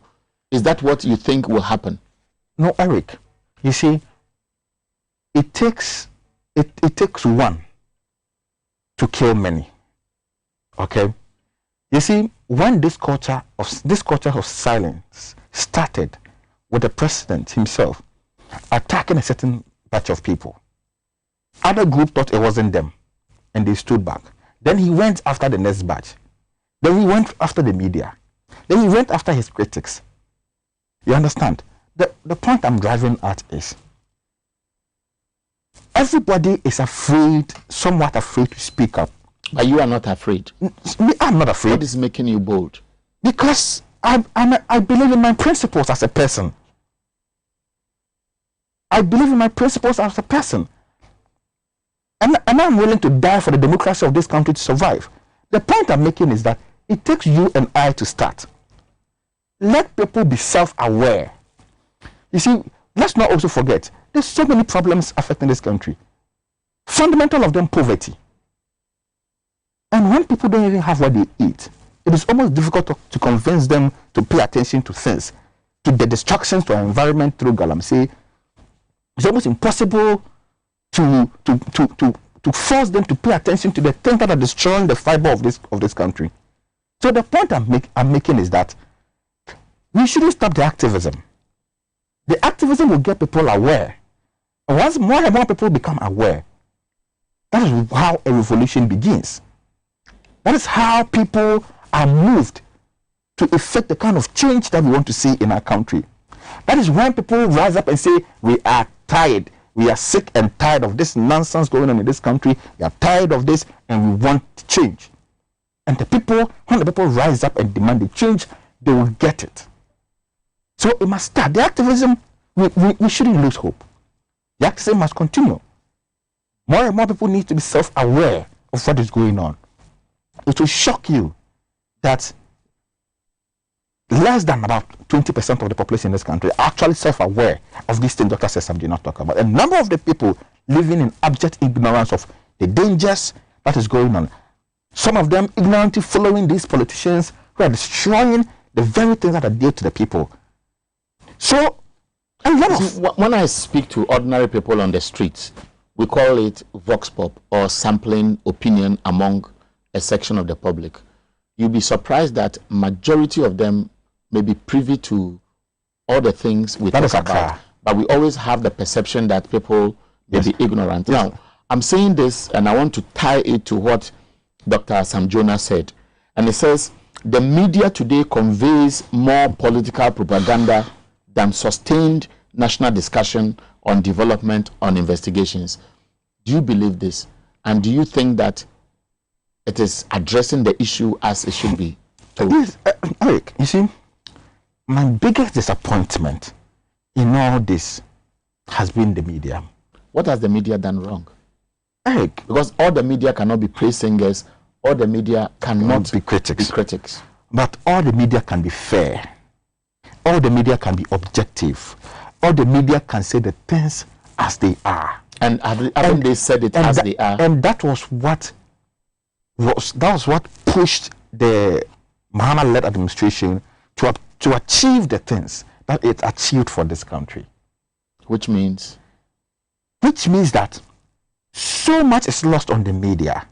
Eric. So are you then referencing the fact that there was a critical media and a listening government or otherwise? Because under Akufo-Addo's regime, I presume that there are some media houses which criticize. How many there are institutions which criticize? Look, we have more than 20, 30 civil society organizations which started speaking against PDS. We spoke about a Mary deal. We spoke against the Ejapa deal. The media sustained the conversation. There was the opposition leader, John Mahama, who spoke about it. There were traditional leaders who equally spoke about it. You remember the National House of Chiefs issued a statement on one of such conversations. Now, if the government of the day so decides that I will not listen until it has the political expedience to so decide, why would you blame the media? Eric, last week I was on a program somewhere and they brought a conversation to the table. You know, I had woke up in the morning. I did not have electricity to iron my shirt because power was out. I turned on my tap wasn't flowing. I did not have water to bath properly like like how I wanted to, went to sat on this national program, and the host picked the newspapers and asked me, why is there fight in the NDC? And I asked him, is that what he wants to discuss? And is that not news? In the midst of a power crisis? Is that not news? No, Eric, in the midst of a power crisis? You see, Eric, let me do this for the purpose of those who are also watching us, because we must also speak the minds of those who may disagree with you. And I'm doing this because media houses may have their editorial opinions. And so in as much as you want to talk about matters affecting the state, you also want to look at other issues of national interest. Eric, I totally agree with you. But it was this same media under John Mahama, when there was a power crisis, and we saw the files, we saw the sustained conversation on the power crisis. In 2015, when there was doomsday in Ghana, nobody sat on radio and discussed about problems in the NPP. What the media was interested in was people's jobs that were collapsing. People who were not getting water. That was what the media was interested in. So what has changed today, that in the midst of the power crisis, all of a sudden now, the media doesn't care about the power crisis that we have. They don't care that we don't have water. But they want to discuss about some program that happened in Ho, one happened in Tema, and some people are fighting. And so if the international community, businessmen, investors are watching us, the question they will ask is, are these people serious? Because people leave their country, bring their hard-earned currency to set up businesses, to employ your people. Those businesses need electricity and water to survive. The government who is supposed to provide these things have not been able to provide these things. The people risk losing their entire investment. And he tuned in their radio, he tuned in their television, and the media in that country is discussing about some program that happened elsewhere. This person will lose faith in this country. Are you suggesting that all the media houses were doing so? No, Eric, no, that's not what I'm saying. What I'm doing is that we must agree that you can't have it all. And so the ball does not stop at where the media ends the conversation. Eric. The media must play a certain role. So the media can, yes, gossip, do all the leakages, complain, promote the good ones, and package all of them as one entity served. And so media A, media B, media C, media D will do that. Collectively, by close of day, 10 o'clock in the morning, all the conversations would have been done. It is up to national security to monitor, advise the related agencies, sit down with the president and know what is actually trending and is provoking or is of interest to the public, and the government will act and address our problems. That should be the norm in building a democracy. Eric, I totally agree with you. And I'm not here to do a review or to pass a review on the work of the media.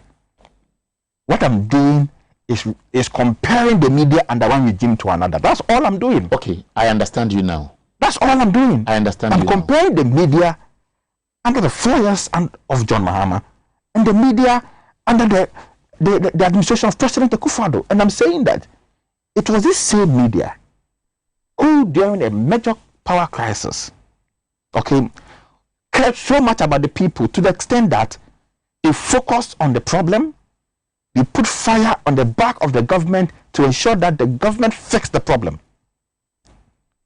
Why is the media behaving this way? Eric, how can I tell? Maybe you are in it, maybe you can tell me better. Because sometimes, Eric, I have conversations, you know our job, we interact with journalists a lot. You have conversations with journalists behind the scenes. They complain so much bitterly about what is going on in the country. They go sit on radio, they go sit on TV, they talk about something else. And sometimes... Could it also be that the NDC itself is not serious enough and not pushing its concerns on what perhaps they think the public should be speaking to through the public space? And so they go to bed after winning an election and only surface and seek platforms a year closer to the next election. And so you won't find the media interested in what they should be helping us to appreciate, because we see things when they come up and others we find out. We can't find everything. Well, Eric, we can't put that blame solely or only on the back of the NDC. The NDC alone cannot be blamed for what is going on. Of course, they are a political party. They are a major stakeholder in our democratic process. They are supposed to participate, which I think they've done their part. But the utmost responsibility lies on the people and also on the media. Because at the end of the day, whatever information, whatever advocacy, whatever thing that the NDC may want to do, the only medium they can reach the people is through the media. Well, let's leave the conversation because it's narrowing to the media. But going forward, in all what comfortable, Dr. Samjo, no, it's not about being comfortable. I am being very careful in discussing the media because as an editor, it is not the politician who decides what I put there. Yes. The NDC can form the next government. If the NDC is messing up, I won't shelve it and talk about or criticize government. I will talk about it because the NDC must be seen as a party that reflects hope. And so if within the party which has gone into an election, those who form part of the national campaign team turn around to form a platform to suggest that the party failed and are saying that the party lost the election because of their own failures, and the party leadership is saying we have not failed, who are they confusing? Eric, I will discuss it. Eric, I don't want to see anybody suggesting that because I've not discussed power crisis, because I've not discussed water crisis, because I've not discussed conversation about corruption, which will still form part of my food on the table, I am going wrong. That is why I am being measured in discussing this thing, because I don't want you to use the blanket statement to generalize that the media is being influenced to keep quiet on government issues, because I know that some media houses are very critical of government. Eric, I totally agree with you. And I think that it is important that having this conversation, we also commend the media houses who, irrespective of the seeming culture of silence emerging in this country, they've defied all odds to keep the government on its toes. It's very, very important, like your station. And I think that if you look at how the reviews and the awards people from the station wins, it tells you that the public appreciate the work that you're doing. But the point I'm making is that in discussing all this, I think that there's issues of national importance and priority which must precede every other discussion. So I'm not saying that you cannot have discussions on what is going on in NDC or the other side. That's not what I'm saying. But I'm saying that in the midst of a power crisis, when businesses are struggling, it will be more ideal that the media houses will pay a more consistent attention to those issues rather than focus on things. I'm not saying they shouldn't talk about it at all. You can, but the more attention should be on the things. The media must be fair. Yes. So in summary. Yes. So I come to a program like this. Of course, we talk about problems in the NDC. But before we do that, we need to talk about the power crisis. So you don't come into a national program early morning in the midst of a power crisis, and the first thing you ask me is what is going on in the NDC. I definitely won't have the urge to discuss that when I haven't have electricity to iron my shirt and water to bath properly to come and sit on your program. That's the point I'm making. I think he's made a strong point, and of course we all know that a lot of us in the media have been heavily influenced, and a lot of us are influenced by because of our own political inclinations, and we also know that some are operating because they have been established by politicians who give direction as to what stories they should be interested in. These are normal. If you go to many jurisdictions, you have the rights and the lefts who have to use the platforms to do what they want. And the other question has to do with how many of the two leading political parties are showing interest in developing media platforms to be able to help them to use the same platforms to hold any government accountable. I don't mind if we have one group of media houses going the left, another group going the right, and a few towing the middle line, so that at any point in time, no matter who is in government, there will be a group of media houses whose sole objective will be to hold that government accountable, so that consistently there will be one group which will be holding those managing our public purse accountable so that we can see a Ghana developing on the tangent on what is actually driving public opinion. We'll be taking a break. When we come back, I'll read a few text messages, and this time I'll show you Mugabe Masi with his placard, and then the video that trended over the weekend about a visit to the Sanglemi housing project site by Hassan Ayariga. You will hear him, and it will whet your appetite and feed into what we want to receive from you by way of text messages, which also has to do with the same concern Dr. Sam Jonah has spoken about.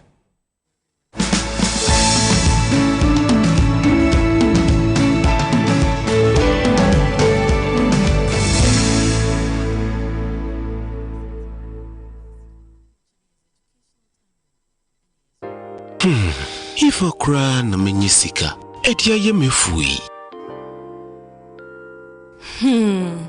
Ehin fa na menya bosia, edia tre medjuma yimu.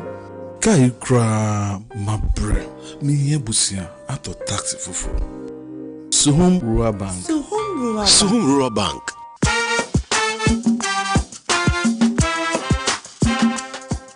Yema kwa baba Suhum Rural Bank. Ye won hyehyɛ ahodo bi te sɛ gadifo abosia, ekoko abosia, susu account. Eni da so wo ho savings account. Me bada chain savings account. Ene de akeka ho. Suhum Rural Bank was 03422919896. Na won so wetumi aka sɛ Suhum Rural Bank ama ene mayeka una. Suhum Rural Bank enti me pa minie. Suhum Rural Bank, growing our heritage.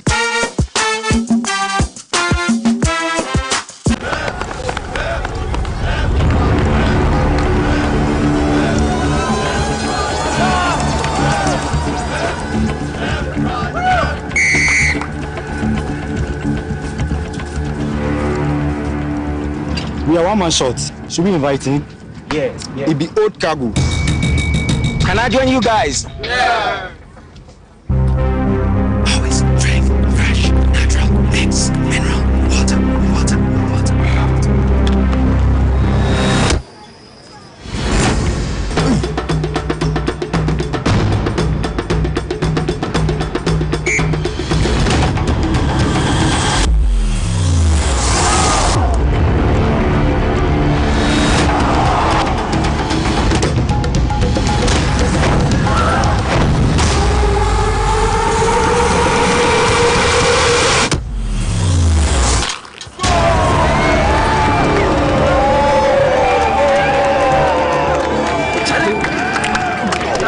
Still got it. Always keep hydrated naturally. That's my secret. Manufactured with the primary aim of preserving nature's finest minerals necessary for a healthy mind and body. X Natural Mineral Water. Simply natural.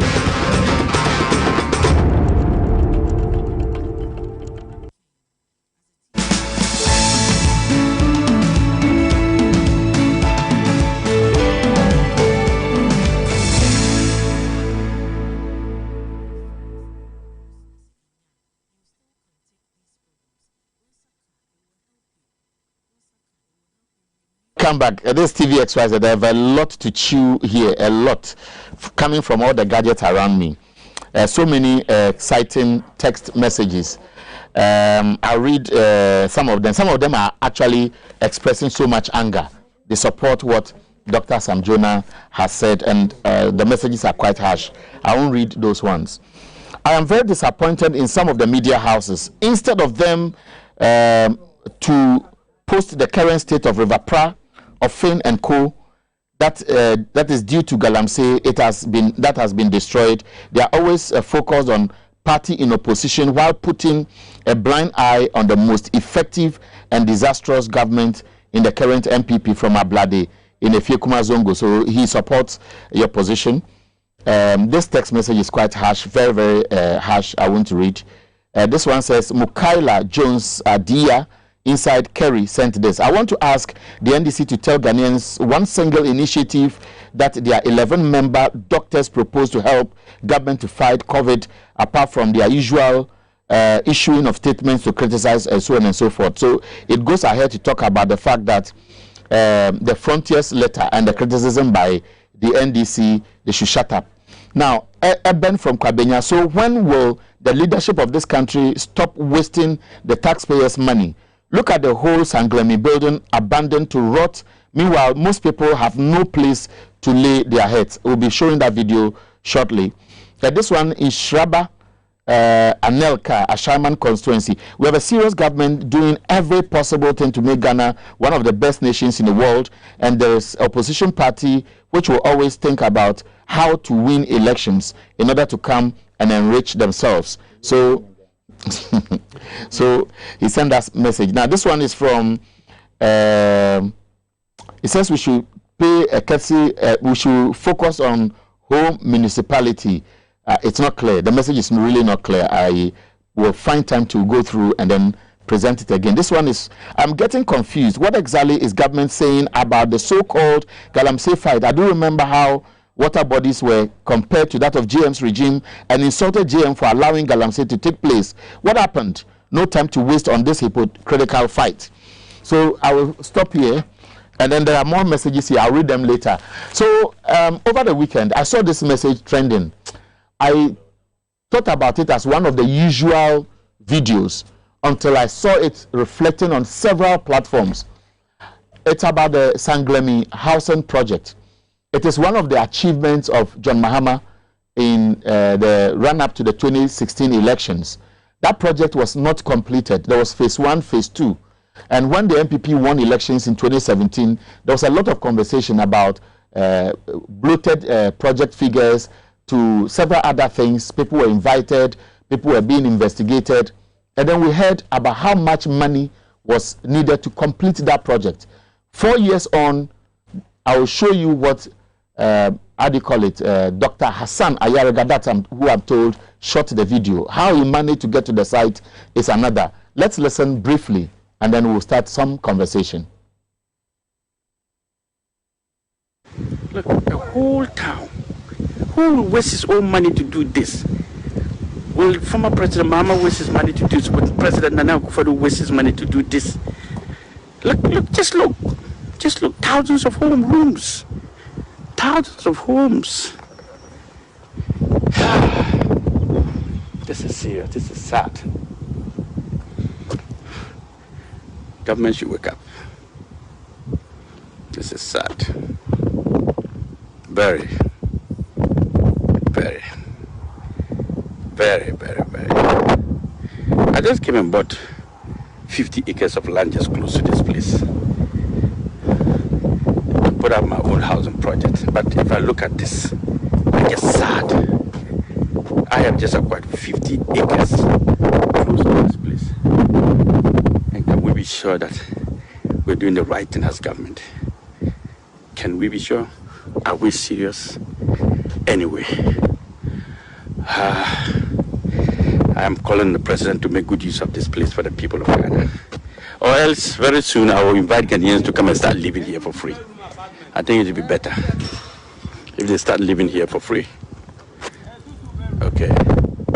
Just listen to the noise. The windows are hitting each other. Boom. Look at it. Open the gate. Beer. Yeah, look at how all the glasses will break. All the glasses will break. All the windows will break. Can you imagine? Look at the noise. Yeah, but is it no better than wasting it? Yes. Look at the inside. You see? Huh?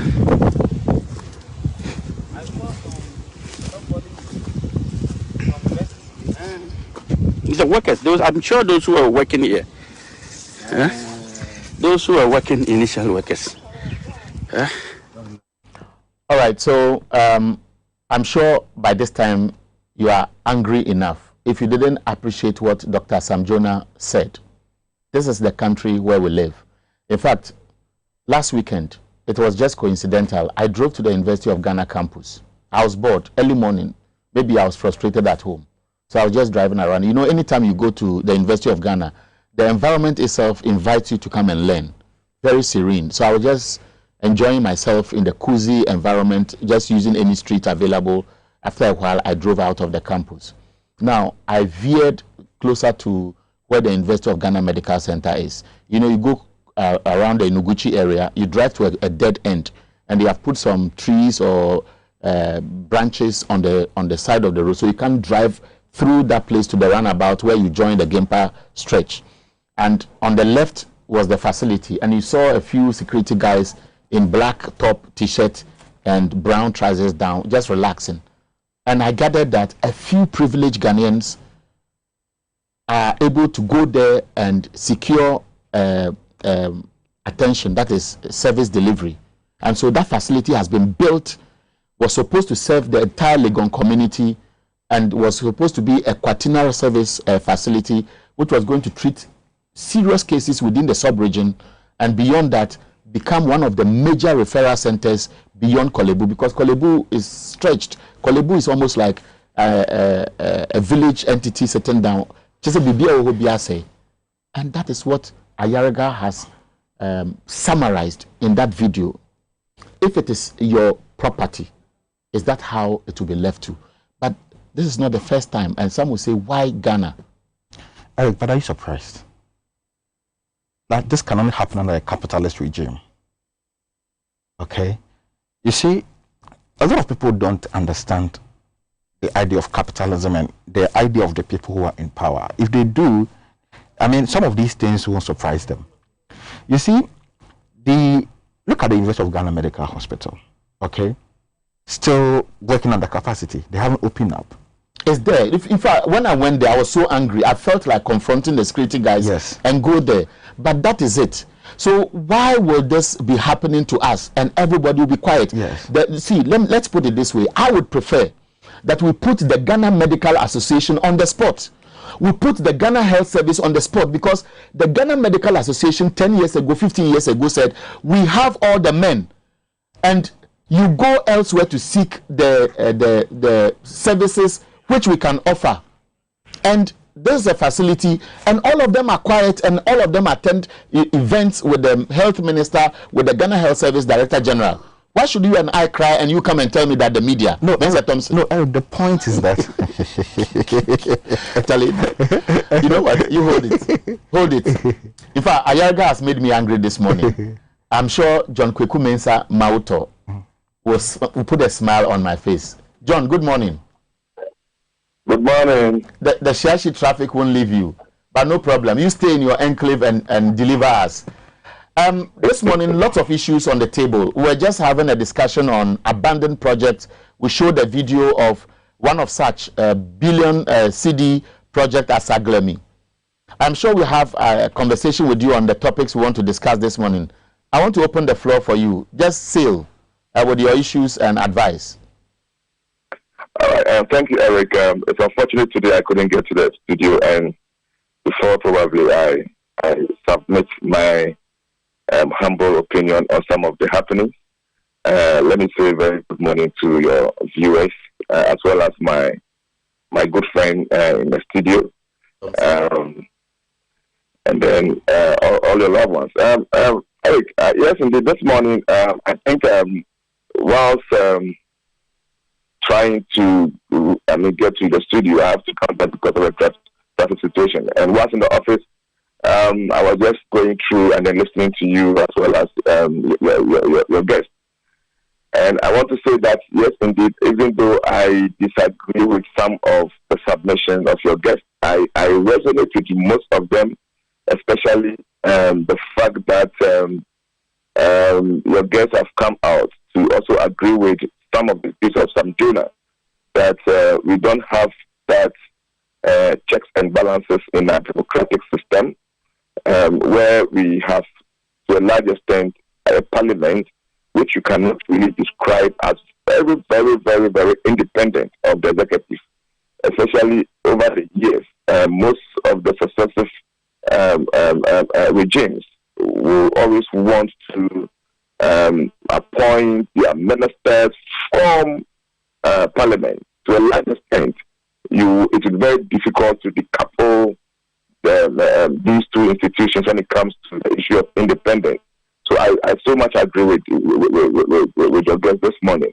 Now, let's come back to the substantive issues you've mentioned. One of them has to do with what our senior, corporate governance expert, Sam Jonah. I mean, we all know Sam Jonah. Was growing up, we listen to him whenever he speaks. I mean, we always aspire to be like him. Now, Eric, you bear with me that what Sam Jonah said is nothing different from what you have been saying in your studio. I think this year we have mentioned on several occasions that looking at the fiscal projections of this government, one could easily read meaning into the fact that for the next few years, in the medium term, it is no news that IMF is even saying that by 2026, 2024, 2026, our GDP to debt to GDP ratio is heading towards 86%.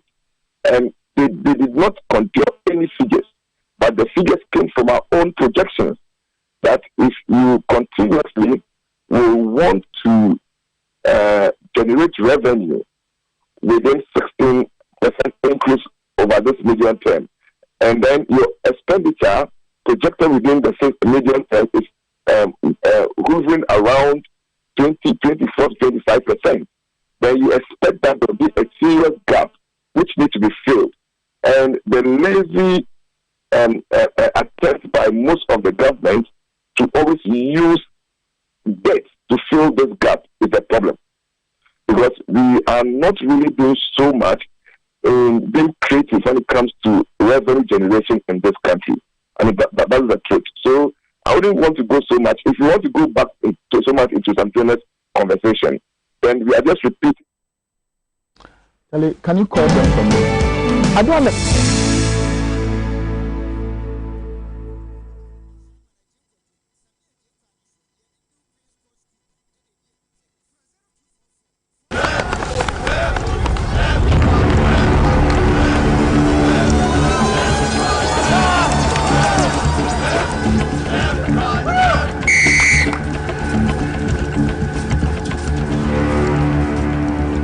We are one man short.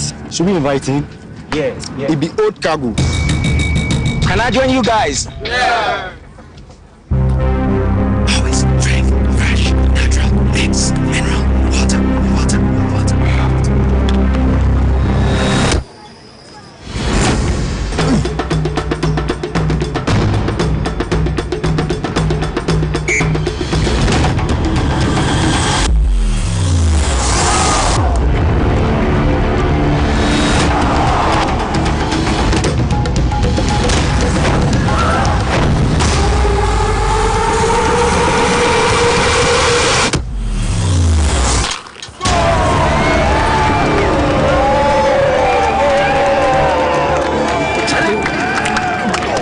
You still got it. Always keep hydrated naturally. That's my secret. Manufactured with the primary aim of preserving nature's finest minerals necessary for a healthy mind and body. X Natural Mineral Water. Simply natural.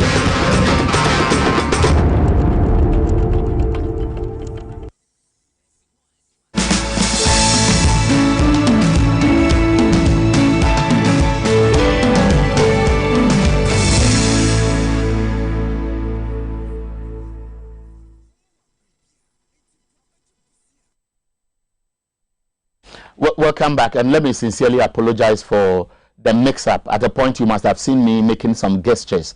There was some video I was going to call for, which was playing at the time John was on air, and it didn't really relate. And sorry for that. John is on the line again. John, apologies for breaking along the line, but you finished speaking to issues about Sam Jonah, and you were walking into another era.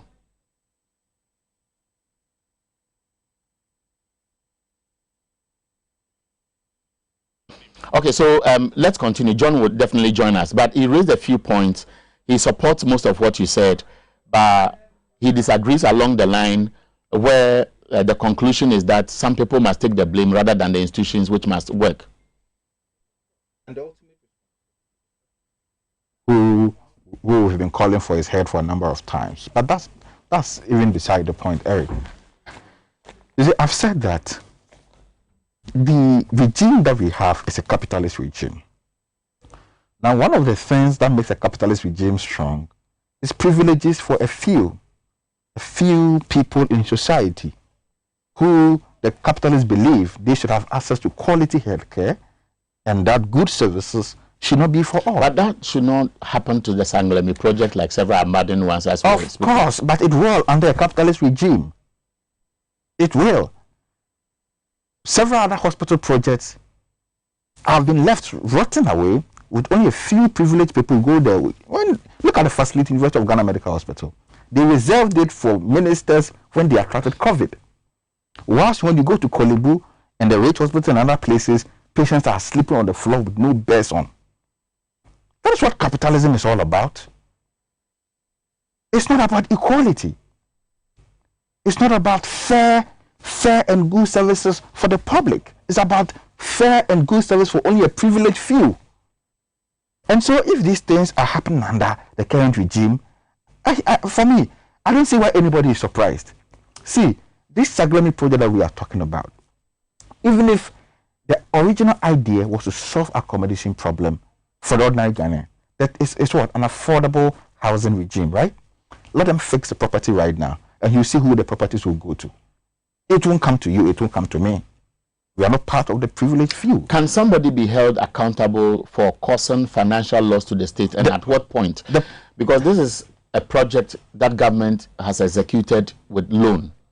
That loan will be paid by the average Ghanaian. Whether it is the fault of the previous regime or the current regime, the fact remains that some money has been invested. The properties as they sit there can go waste if it is not immediately renovated and given to people to live in. Yes, Eric. The president, ultimate responsibility lies with the president. Because at the end of the day, it is his policy, his program. He inherited every asset and liability of the state. And so he is to put those assets into good use. If they are uncompleted, it's a president's responsibility. Have you seen it as part of the president's program? Did you see any plans for the Saglemi housing projects in the 2021 budget? Did you see it in the 2020 budget? Did you see it in the budget before? So it clearly tells you the government has absolutely no plan. Because part of their priority and their focus is not to give Ghanaians access to decent housing. No. Core of their governance and their priorities is to create wealth for a few privileged individuals. That's all. You and I, the ordinary Ghanaian, do not form the basis of their thinking. And so you see everything that they are doing. Look at how Galamsey, they are using Galamsey to destroy our water bodies. And the government and its officials are at the core of the Galamsey. Do you think they care about the ordinary Ghanaian and how these water bodies, how it feeds millions of Ghanaians water? Would they be doing the Galamsey? You think if they care about the ordinary cocoa farmer and how much it's important, how much it's adds to the livelihood of the ordinary cocoa farmer in the bush, how he depends so much on this cocoa. But this cry will not end today, because it has been the same cry over the years, maybe not from you all the time. And so going forward, how can this mess stop? Is it going to be when we have what we call unity government, or when we decide that we should just select a few experts rather than politicians to do what we want? Because if the tables turn, things may not change drastically. Yes, Eric. And I think that your show may not be enough to talk about all the things that must be done. But in summary, I think that a huge force must be awakened in the people. And that force must be a force of accountability. You see, the people have become weakened. Okay? And there's always a saying that the people who elect wicked leaders are not victims, they are accomplices. And it's only out of ignorance that somebody will elect a wicked leader. Primarily, sometimes, mostly out of ignorance. And so we need to incite that sense of accountability, that sense of responsibility. And I think that sense of duty must start now. As the old generation fades away, the new generation that are coming, that sense of responsibility, that sense of accountability, that sense of political awareness must be part and parcel. You see, there's a reason why it's not going to be easy, because if I have the so-called elites in society who will always vote one way because that is their orientation, regardless of what, why do you expect the average young person who looks up to them to think of Ghana first going into the future? Eric, unfortunately for us, none of the solutions is going to be easy. None of the solutions to uproot this canker in our society is going to be easy. So let's not assume that we are just going to wake up one day, boom, and this thing will disappear. No. It's going to be a process. We have to toil. We have to educate people. We have to awaken that sense of accountability in people. People must become more and more self-aware, politically aware. And then, as the old generation fades away, and a new generation who has a more sense of duty, more sense of responsibility, and most importantly, a more sense of accountability replaces them, then we have the kind of society that we want to have. We have the kind of governance that we want to have. And so it's not going to be easy. It's going to be a process. And I say that some of these conversations that we are having are all part of the process. Now, before you go, I want us to look at this, and I'll put the question to you.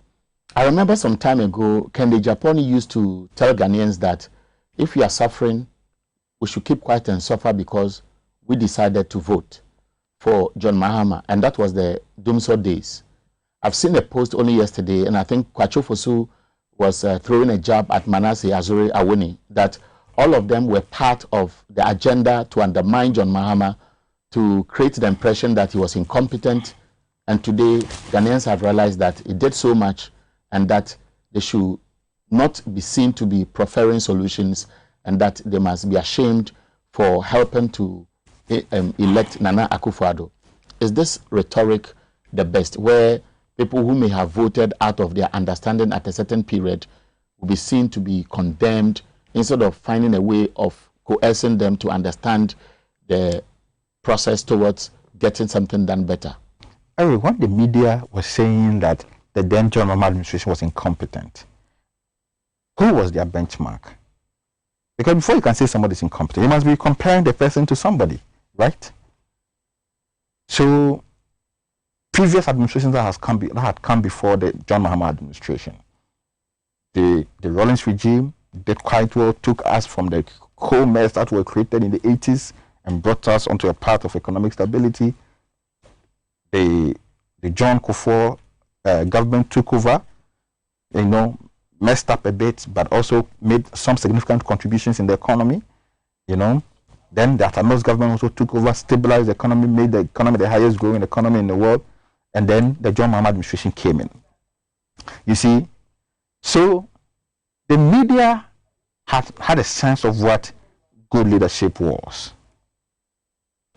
Unfortunately for John Mahama, he was struck with one of the major power crises this country has ever seen, that almost overshadowed a lot of the things that he was doing right. Okay? Now, he's come, he's done his own, he's back. Now the media has an opportunity. They've seen Akufo-Addo for 4 years. And so now the media has an opportunity to go back in retrospect and assess the performance of John Mahama. And a number of them have realized that they have so much unfair. And rightly so. And that is because what Akufo-Addo promised us, he promised everybody. It was almost irresistible. Okay? So much people fell to the political rhetorics because at the time they felt the government then was the bad one. Today, the people have had the opportunity to see the person who was promising heaven and earth. And so now they can, with the benefit of hindsight, they can have a much better appreciation of the two leaders. And clearly, the media knows, they've come to make that admission that John Mahama and President Akufo-Addo are not on the same level. in terms of leadership, in terms of governance, in terms of development. The two are different level. One is here, the other is there. Okay, now, this is the same media. So be wrapping up. Yes, I'm wrapping up. 9 o'clock. This is the same media who was so critical of the person and almost handed him out of office. They virtually chased Mahama out of office. Now realizing that the mess they've come to dump on us, blown on their faces. It's like egg on their face. And that's why a number of them also don't have the appetite to even speak up again. Because they feel that because they are part of the mess we are in now.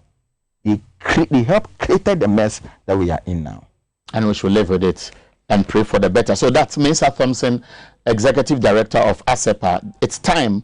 OPK Go also says Mahama has done, it says Nanado has selected competent intelligence deputies, and Mahama's babies with sharp teeth can continue to attack Benjamin Kumbo.